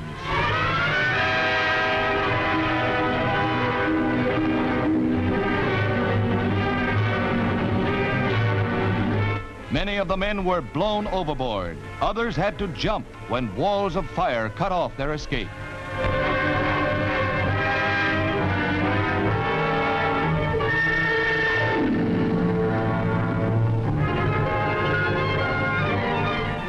Hours went by before the fire was controlled, and sad comrades turned to counting their dead. 375 brave sailors died, and many of them were buried at sea. Gallant men who gave their lives for a proud ship and a noble cause go to their honored graves. Battle-weary, but with her head high, the Bunker Hill reaches the repair yards at Bremerton, Washington. Tangled wreckage scars her sleek structure, but once repaired, she'll sally forth again under Captain Sights. One of the plane hits tore a hole completely through the ship.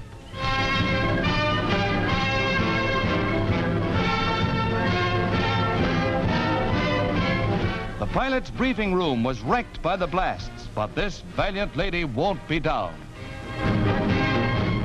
She accounted for 475 Jap planes in her Pacific career, and the shipping she has sunk is a heavy slap at the Jap.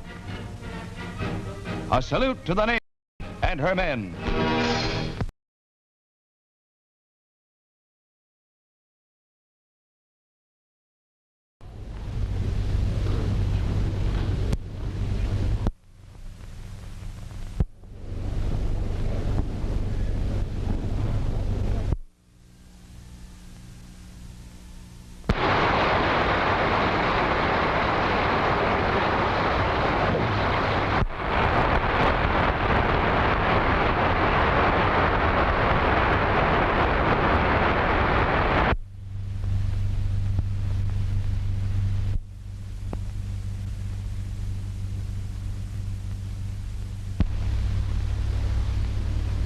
Fellow delegates, the President of the United States of America.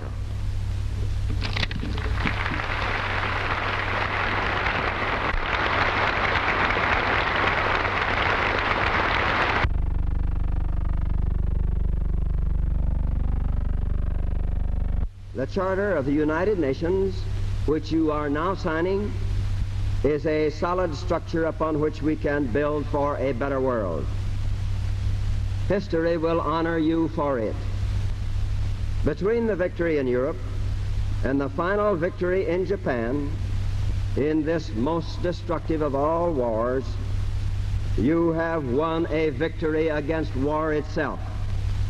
If we had had this charter a few years ago, and above all the will to use it, millions now dead would be alive.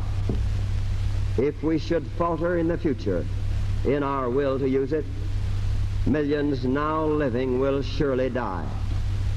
What you have accomplished in San Francisco shows how well these lessons of military and economic cooperation have been learned. You have created a great instrument for peace and security and human progress in the world. The world must now use it. With this charter, the world can begin to look forward to the time when all worthy human beings may be permitted to live decently as free people. This new structure of peace is rising upon strong foundations. Let us not fail to grasp this supreme chance to establish a worldwide rule of reason, to create an enduring peace under the guidance of God.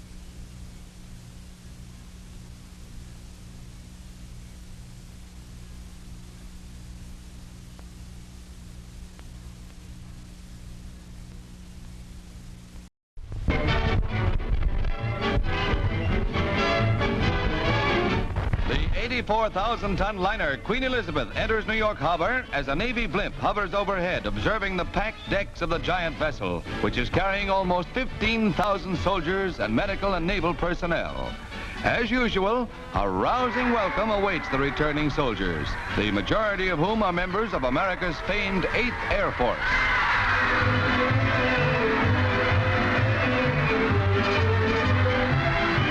Although most of these men will be redeployed to the Pacific, it's home sweet home for a little while at least.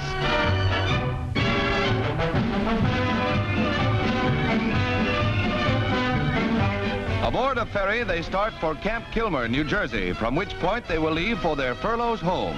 These are the men who sweat it out to keep them flying. America is proud of them.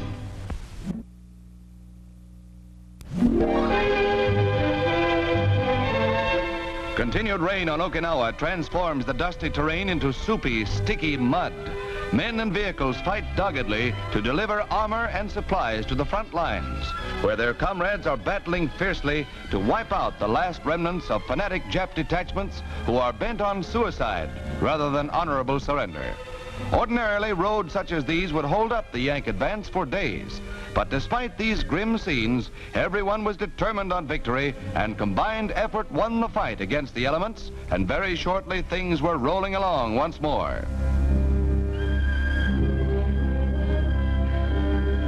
General Buckner left with General Stilwell, who commands the 10th Army since Buckner's death a few days before victory was in sight.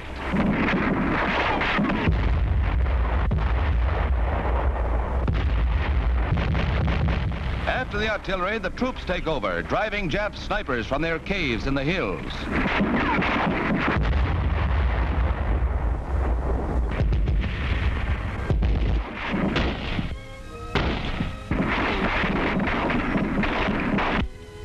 Many native Okinawans are discovered in hiding. Signal Corps, Air Force, Navy, and Marine cameramen combine to record these scenes of the Japs' last days on the island. Captured American cigarettes are found on civilians, proving they collaborated with our enemies. Internment is their reward. Discovered alone in a war-torn building by an infantryman of the 10th Army, this battle baby is carried to a headquarters military government hospital where he meets a pal. Both receive medical aid from civilian nurses trained by our Army doctors. And pillowcase 90s are all the rage for the younger set. Clean and comfortable once more, it's time for chow with peace again on Okinawa.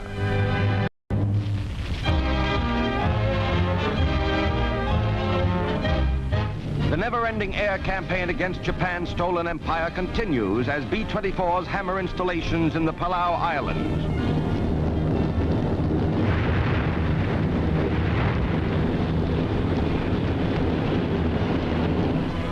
Despite fierce anti-aircraft fire, 86% hits were registered in the target area.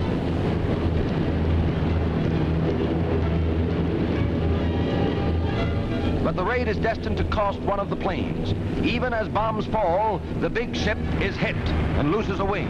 Air Force pictures show the tragic death dive as only one crew member escapes.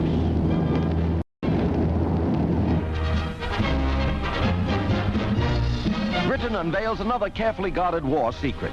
This 11-ton monster bomb, which needs a crane to place it in the bomb bay of the specially constructed plane, was perfected a short time before VE Day and only used a few times against Germany.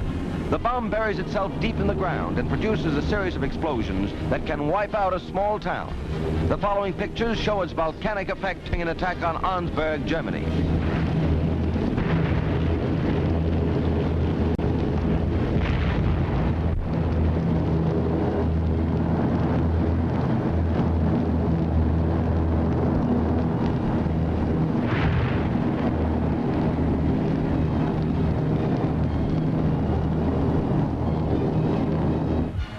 The remnants of the viaduct.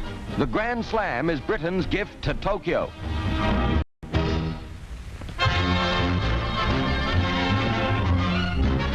Accompanied by his family, Robert E. Hannigan, chairman of the Democratic National Committee, is sworn in at Washington as Postmaster General of the United States by Associate Justice Wiley Rutledge of the Supreme Court.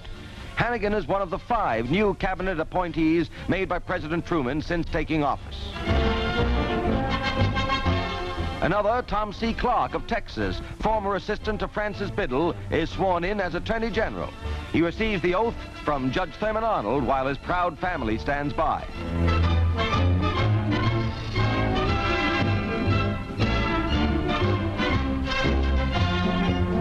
Sworn in by Judge Sherman Minton, Louis B. Schwellenbach succeeds Francis Perkins as Secretary of Labor. The new secretary was formerly senator from the state of Washington, and later a federal judge appointed by President Roosevelt. The new Secretary of Agriculture, Clinton P. Anderson, is sworn in by Judge Rutledge and congratulated by Judge Vinson. Mr. Anderson was previously representative from New Mexico. In addition to agriculture, he will also take over the functions of the former War Food Administration.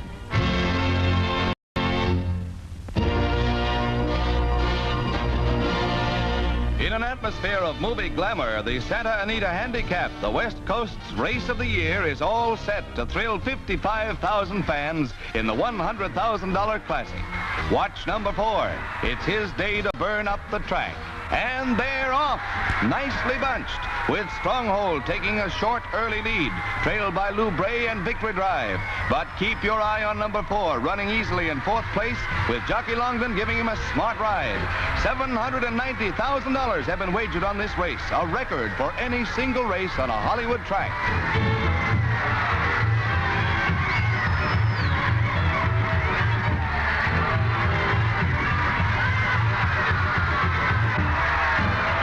Joey Brown must have a fair piece of it.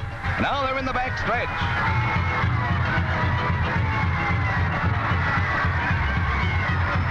Number 4, Thumbs Up, has taken the lead and battles it out with Texas Sandman. Gay Dalton has come from the tail end to bid for show money. Right down to the finish, that's the order. But Thumbs Up had to tie Seabiscuit's track record to cop the race.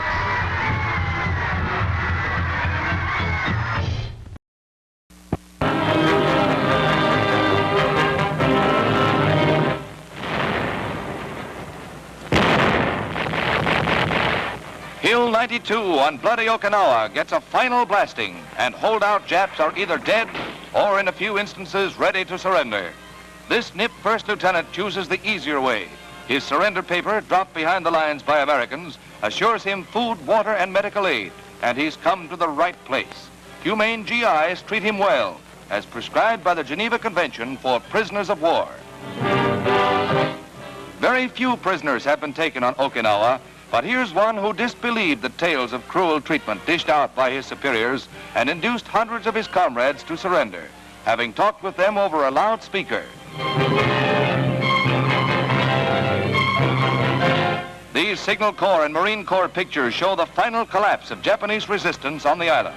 False propaganda told these men that Americans would torture and kill them, but they surrendered to a just foe.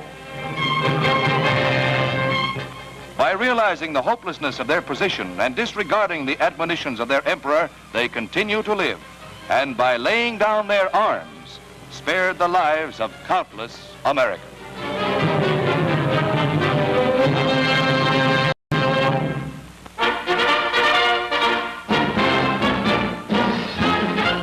A new portable flamethrower with a 100-foot extension hose is revealed by the Army. Developed by the Chemical Warfare Service, it gives the soldier greater safety as he crawls close to a pillbox. This development will prove a major factor in burning Japs out of their holes.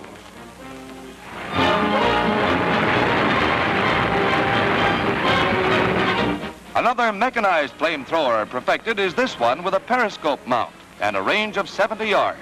It adds to the attacking power of the tank's guns. Another type is this flamethrower. Its regular gun is replaced with a vent that throws a flame more than 100 yards. There are hot days ahead for the Japs, all right. New incendiary bombs have been developed at the Edgewood Arsenal in Maryland. Give our planes a destructive power the enemy never thought possible.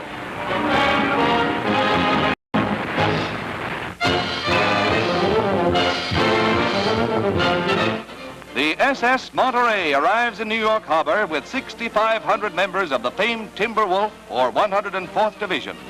These men fought from the beaches of Normandy to cross the Rhine at Remagen under the leadership of General Terry Allen, whose command won fame for the capture of the Eckfeller-Stolberg industrial area. The Timberwolves really snarled. Although most of this unit, the 413th Infantry, will go to the Pacific after further training in America, they will first get furloughs home. They have carved a niche in military history and in the hearts of proud Americans.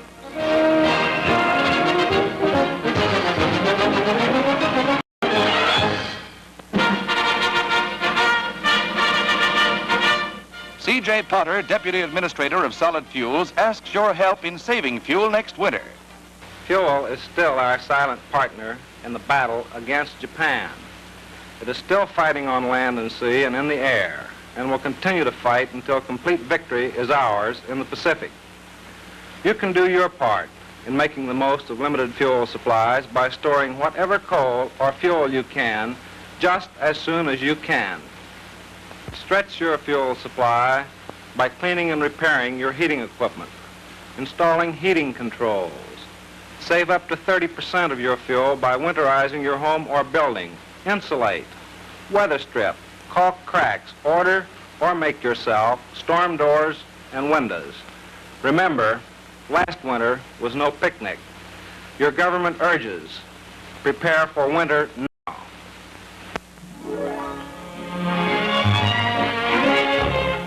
It sometimes takes a little coaxing, but mostly these men of the 6th Corps enjoy this swanky swimming hole on their day off. Nestled among the peaks of the Austrian Tyrol, it offers rest and relaxation to war-weary vets whose duties have become less pressing since VE Day. And what is he pointing at? Just one guess.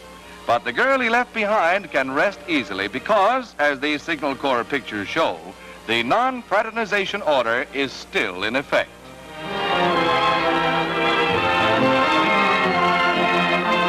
Tyrolean gals are mighty enticing, and all a wolf can do is howl.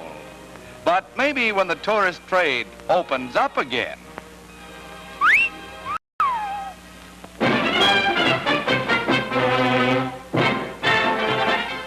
the United Bald Heads of America improve each shining hour as they convene in Port Arthur, Texas for their first annual meeting. These fine heads of skin receive a warm welcome from both the fair ladies and the sun. The exalted high dome receives the key to the city, and that's a bare fact. 50 members are in attendance, and the bald pates dazzle their welcoming committee. They're all kings of SWAT. Aha, but do we have to be careful of sabotage? Don't use it, boys, don't use it. Wait a minute now, we'll call the gendarmes. But really, it's only the local barber trying to get his cut.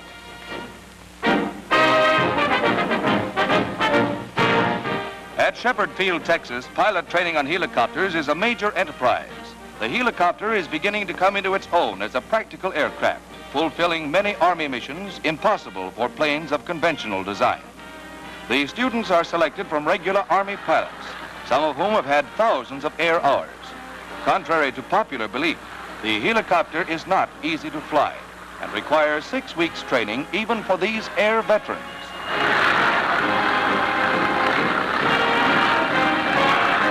Once known as the Flying Egg Beater, the helicopter has earned the respect of airmen for its many rescue missions over jungles and water. Aviation never stands still. Meet the Tiger Cat, the Navy's first twin-engine fighter and the answer to any late improvement in Jap planes.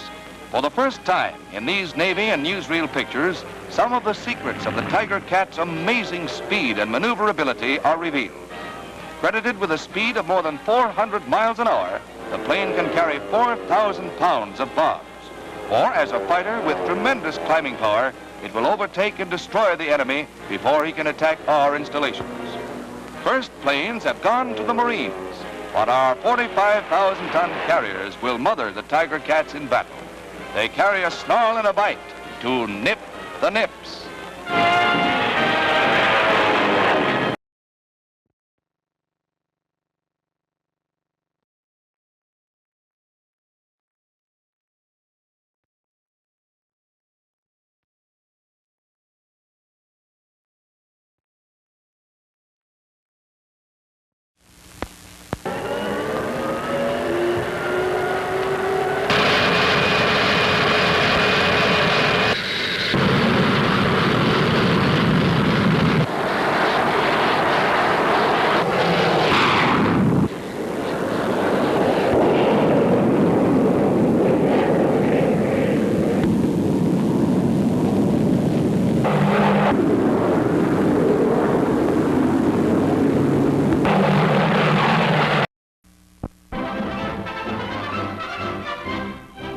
John W. Snyder, to whom the tremendous job of reconversion has been entrusted, talks about post-war jobs. We want to create in America jobs for all of those who are ready and willing to work, an economy that will provide a steadily rising standard of living. We want a stable economy which will avoid the disasters of inflation and deflation. We know the moves that must be made, and all of you must play your part. Every man in government is still at battle station as far as reconversion is concerned.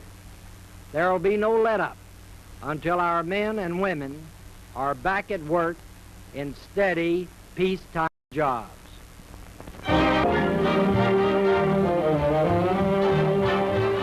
The fluted columns of Berlin's Reichstag form a background for the international black market, patronized by friend and foe alike. Berliners are eager to purchase goods they've been so long without, and a Russian soldier drives a hard bargain. Almost as good as ready money is a camera, and a pack of American cigarettes brings 100 marks. Even in Paris, the price is only 10 marks. All prices are exorbitant, but trade is brisk.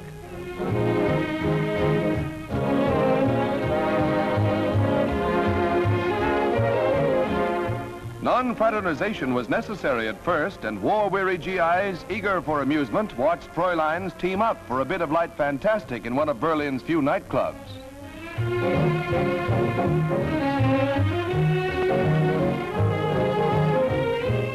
The going was pretty tough for a while, but finally the ban was lifted and a good time was enjoyed by all.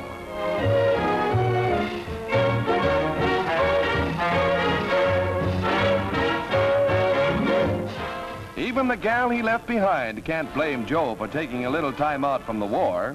Or can you?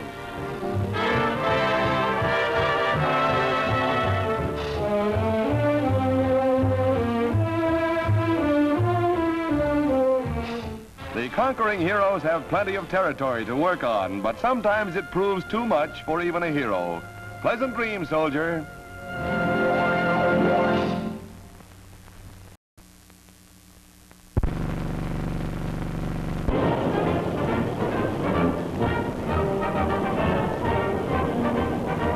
The blast that opened new horizons of science. The first atom bomb mushrooms into the sky above New Mexico.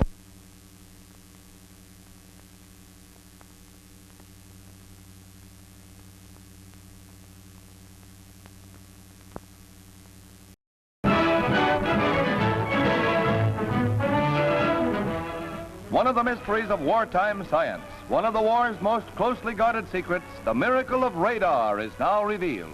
Complicated ground detectors and portable direction finders warn of the approaching enemy and locate him unerringly. Shortwave radio signals sent out and returned as echoes allow the plotting room to spot the target. The cathode tube and intricate setups of electronic devices play major parts in this magic eye of war and peace. And not the least of these wonders is the oscilloscope. Here is a simple explanation of radar. Waves sent out show on the oscilloscope. Beamed by transmitter and directional antennas, they strike the target and bounce back to be picked up by the receiver. And the pip does it. Navy, Signal Corps, and Air Force pictures show how ships and planes are located from a control ship.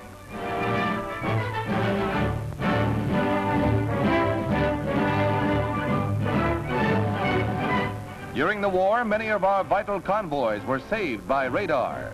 The beam from our control ship swings to locate an enemy raider. Many U-boats were sent to their graves in this manner. The enemy is spotted on the scope, from which distance and direction are plotted.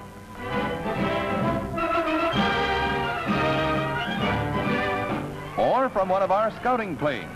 Controls in the plane adjust wing antennas which turn until the beams they are sending echo back strongly, indicating a target. The animation describes it. The indicator picks up the ship on the left.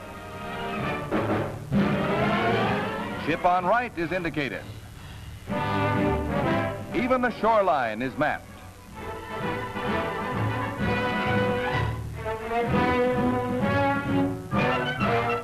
Here's the way a radar-equipped plane picks up an entire convoy. The directional antenna maps the identical convoy on the scope. On the ground, directional equipment spots the approach of an enemy plane many miles away. And here's the pip on the indicator. The pip remains steady if it's an enemy plane. But if the men locate one of our own, equipped with the proper instruments, well, here's the way the beam bounces. Watch the pip jump.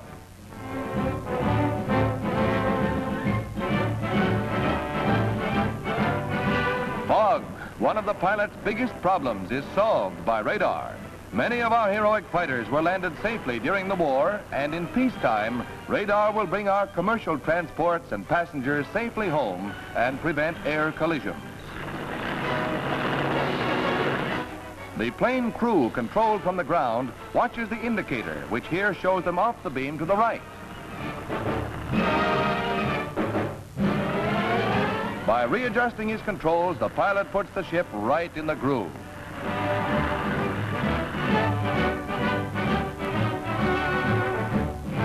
Ground control instruments keep exact track of the incoming plane's altitude and direction.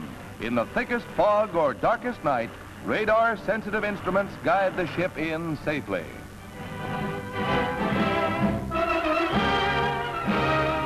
Happy landings, thanks to radar.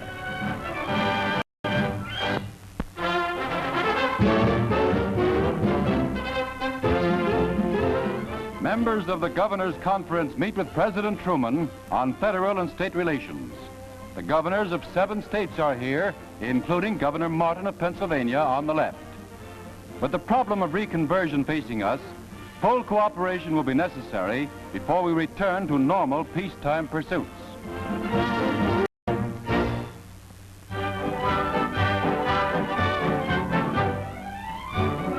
"60 buses are bringing 3,000 of New York City's orphans to Long Beach, Long Island for an outing that's a red-letter day in their year.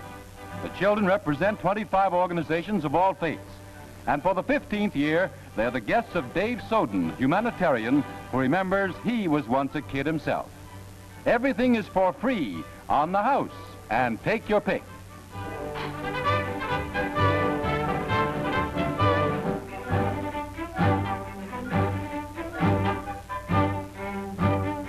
Yes, it's a day to be remembered, particularly when genial host Soden passes out the refreshments. Eat all you want.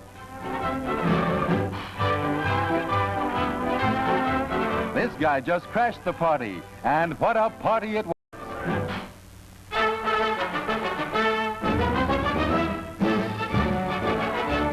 With war restrictions lifted, Chicago model plane builders assemble their handicraft for a local meet.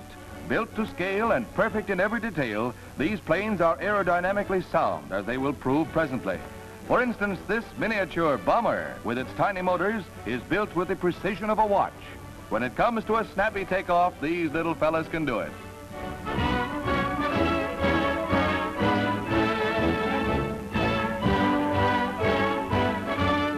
Watch this mail pickup, the neatest trick of the week.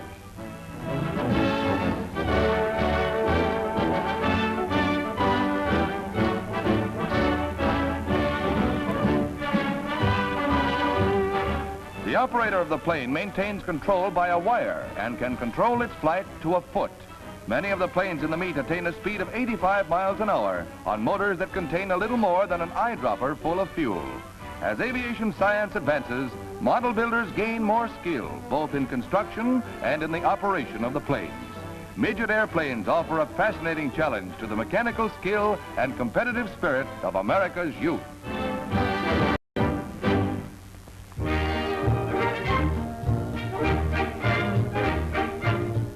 With more than 100 dogs of obscure parentage entered, the Danbury, Connecticut annual show has the younger set taking the spotlight. Of course, everyone is a winner in his master's heart, and it's a hard job to choose the best team.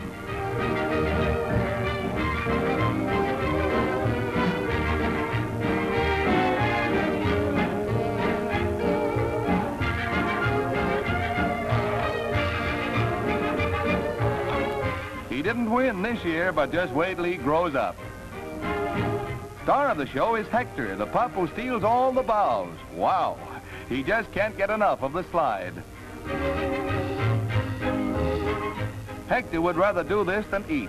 Maybe his mother traveled with the circus. Anyway, he's the life of the party when he gets together with the boys. He's a one-dog slide show.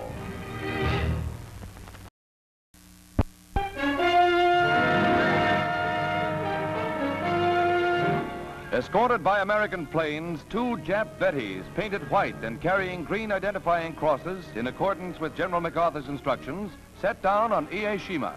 Here, just offshore from bloody Okinawa, Battalion Number 1, carrying part of the Japanese surrender delegation, was closely followed into the field by Battalion Number 2. This is the transfer point for Manila, where bitter tea awaits the Japs. Lieutenant General Kawabe, Vice Chief of the Nipponese General Staff, leads the surrender party.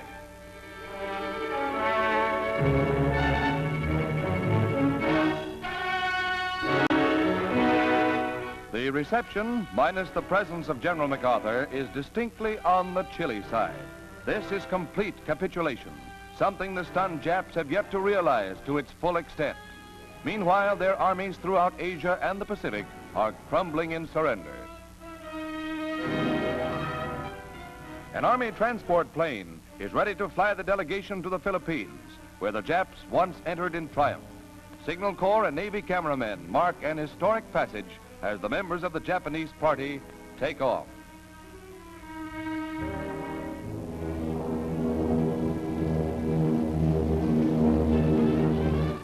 The Supreme Commander for the Allies, ready to take over in Tokyo, prepares for his departure. Standing on the balcony of the war-shattered City Hall in Manila, he speaks a few heartfelt words to his victorious troops. Very shortly, I trust we'll all be going home.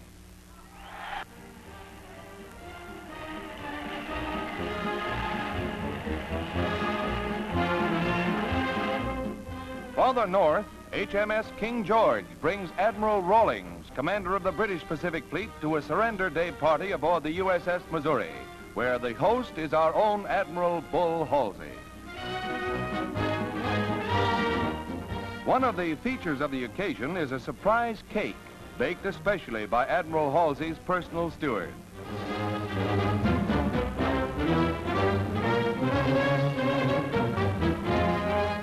The design is one that appeals to the hard-hitting commander of the Third Fleet, and he attacks it with his usual forthright manner.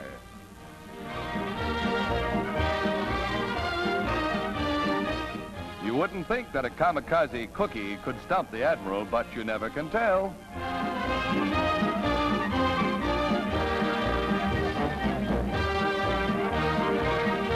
Well, as the Chinese say, one picture tells more than 10,000 words.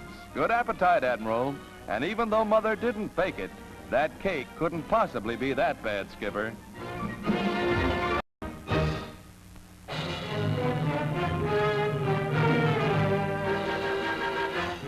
Plowing sedately through the Banda Sea north of Australia is the Takiban Maru, a Jap hospital ship, complete with crosses and all the international insignia. But officers of the 7th Fleet smelled a rat. The ship was boarded, and many unwounded men were discovered. Navy pictures show them being taken into custody. And just to make it good, cases of 75mm ammunition were uncovered, labeled medical supplies. The ship was taken under guard to an American port where prisoners were interned. Just another piece of Jap treachery which didn't alter the final result.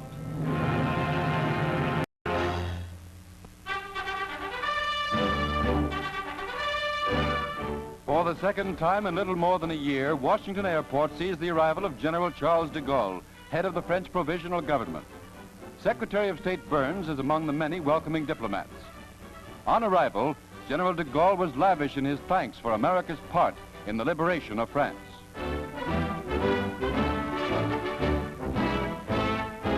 A guard of honor is drawn up at the White House as he's welcomed by President Truman, with whom he held a series of conferences on France's post-war economic future.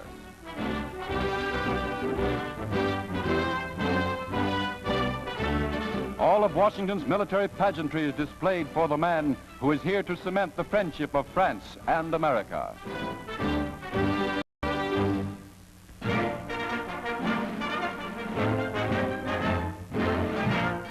It's a day they've been waiting for. It's a day of days for these sailors, and for the best reason in the world. They're the first group to be released by the Navy under the point system.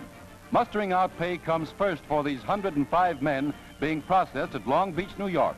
And then, an even more welcome piece of paper, that honorable discharge. Thanks, mates, for a job well done. With peace, hundreds of thousands throughout the country left war plants for the last time, and now we face the problem of reconverting factories. At United States employment offices throughout the country, former war workers line up to register for new jobs. In some cities, the picture is bright. For instance, officials in New York say there are more jobs available than can be filled.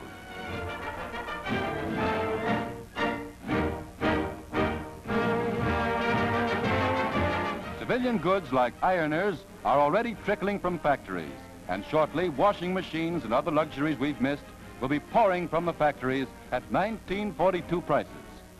And soon you'll be able to give that jalopy a well-earned rest.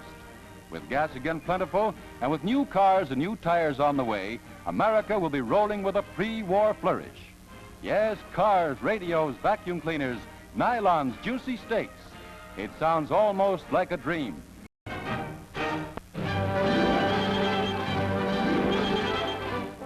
At At Palisades Amusement Park in New Jersey, the small fry gets set for the Diaper Derby with the preliminary weighing in. This is the 7th year that these featherweights have competed for the most coveted prize in the nursery world. They're about set as they receive last-minute instructions. The track is fast, but the tots are slowed by the August heat.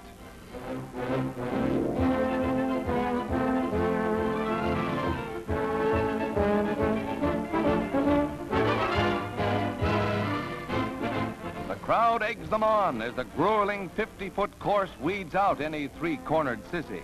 The fondest backers are those in the mother's cheering section, but it proves too much for one of the entrants and his mom. And what do you know? Little Kathleen beat out all the he-men with her nursery crawl. Come on, be a sport, pal. As for the champ, well, she's going to see that there'll be some changes made. Yep, the queen wears the pants around here.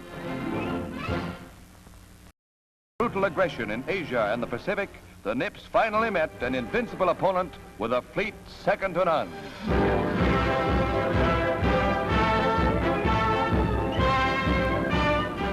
And with plenty of supplies aboard, it will be anchors away for Tokyo itself.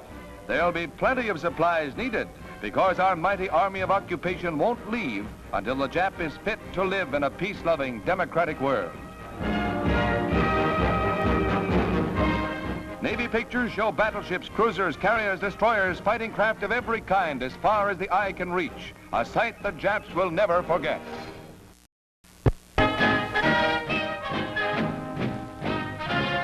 The USS Oriskany, 27,000-ton Essex-class carrier, awaits launching at New York Navy Yard. Mrs. Clarence Cannon, wife of Missouri Congressman Cannon, is the sponsor. And the giant ship slides down the ways to join Uncle Sam's mighty peacetime Navy. The carrier was appropriately named for a crucial battle of the Revolutionary War. The Navy is proud of the ship which will help keep a hard-won peace.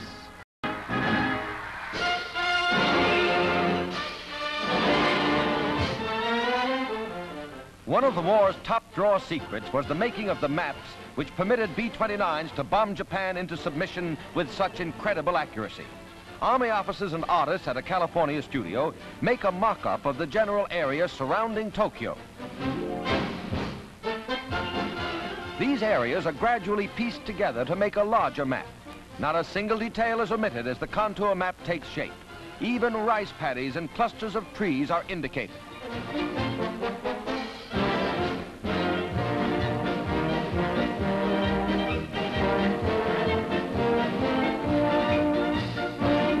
In the final step, the mock-up is daubed with a special mixture that permits best photographic results.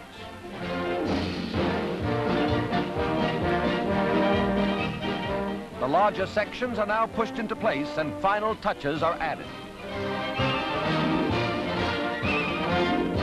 When complete, the map is 80 feet long and 60 feet wide. The camera is placed above the map on a crane. It moves at a ratio comparable to the speed of a B-29. And this is the way it looks to a bombardier flying at 30,000 feet. Completed films were rushed to Saipan for the briefing of crews. No wonder they seldom missed.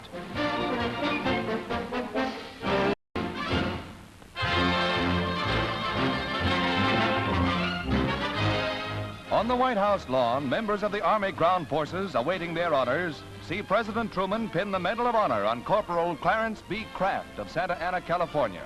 Officials look on while Corporal Desmond T. Doss of Lynchburg, Virginia, also receives the nation's highest decoration. A total of 15 heroic men were likewise honored at this ceremony. Corporal Kraft staged a one-man attack against the Japs on Okinawa that was really news. Corporal Doss, conscientious objector and medical corpsman, performed with outstanding bravery. General Marshall congratulates a gallant.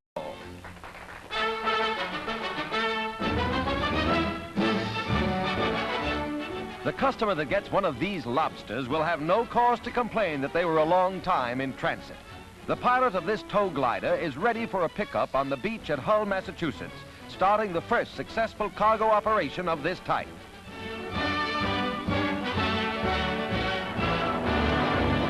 The pickup plane comes in at 130 miles per hour and the glider gets away within 50 feet.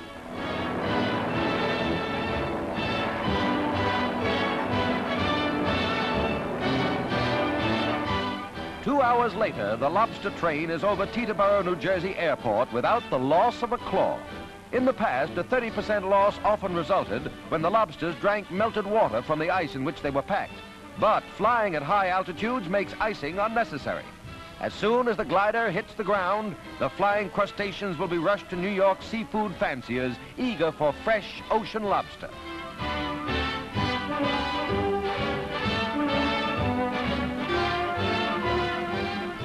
A forecast of bigger and better sky trains for the future.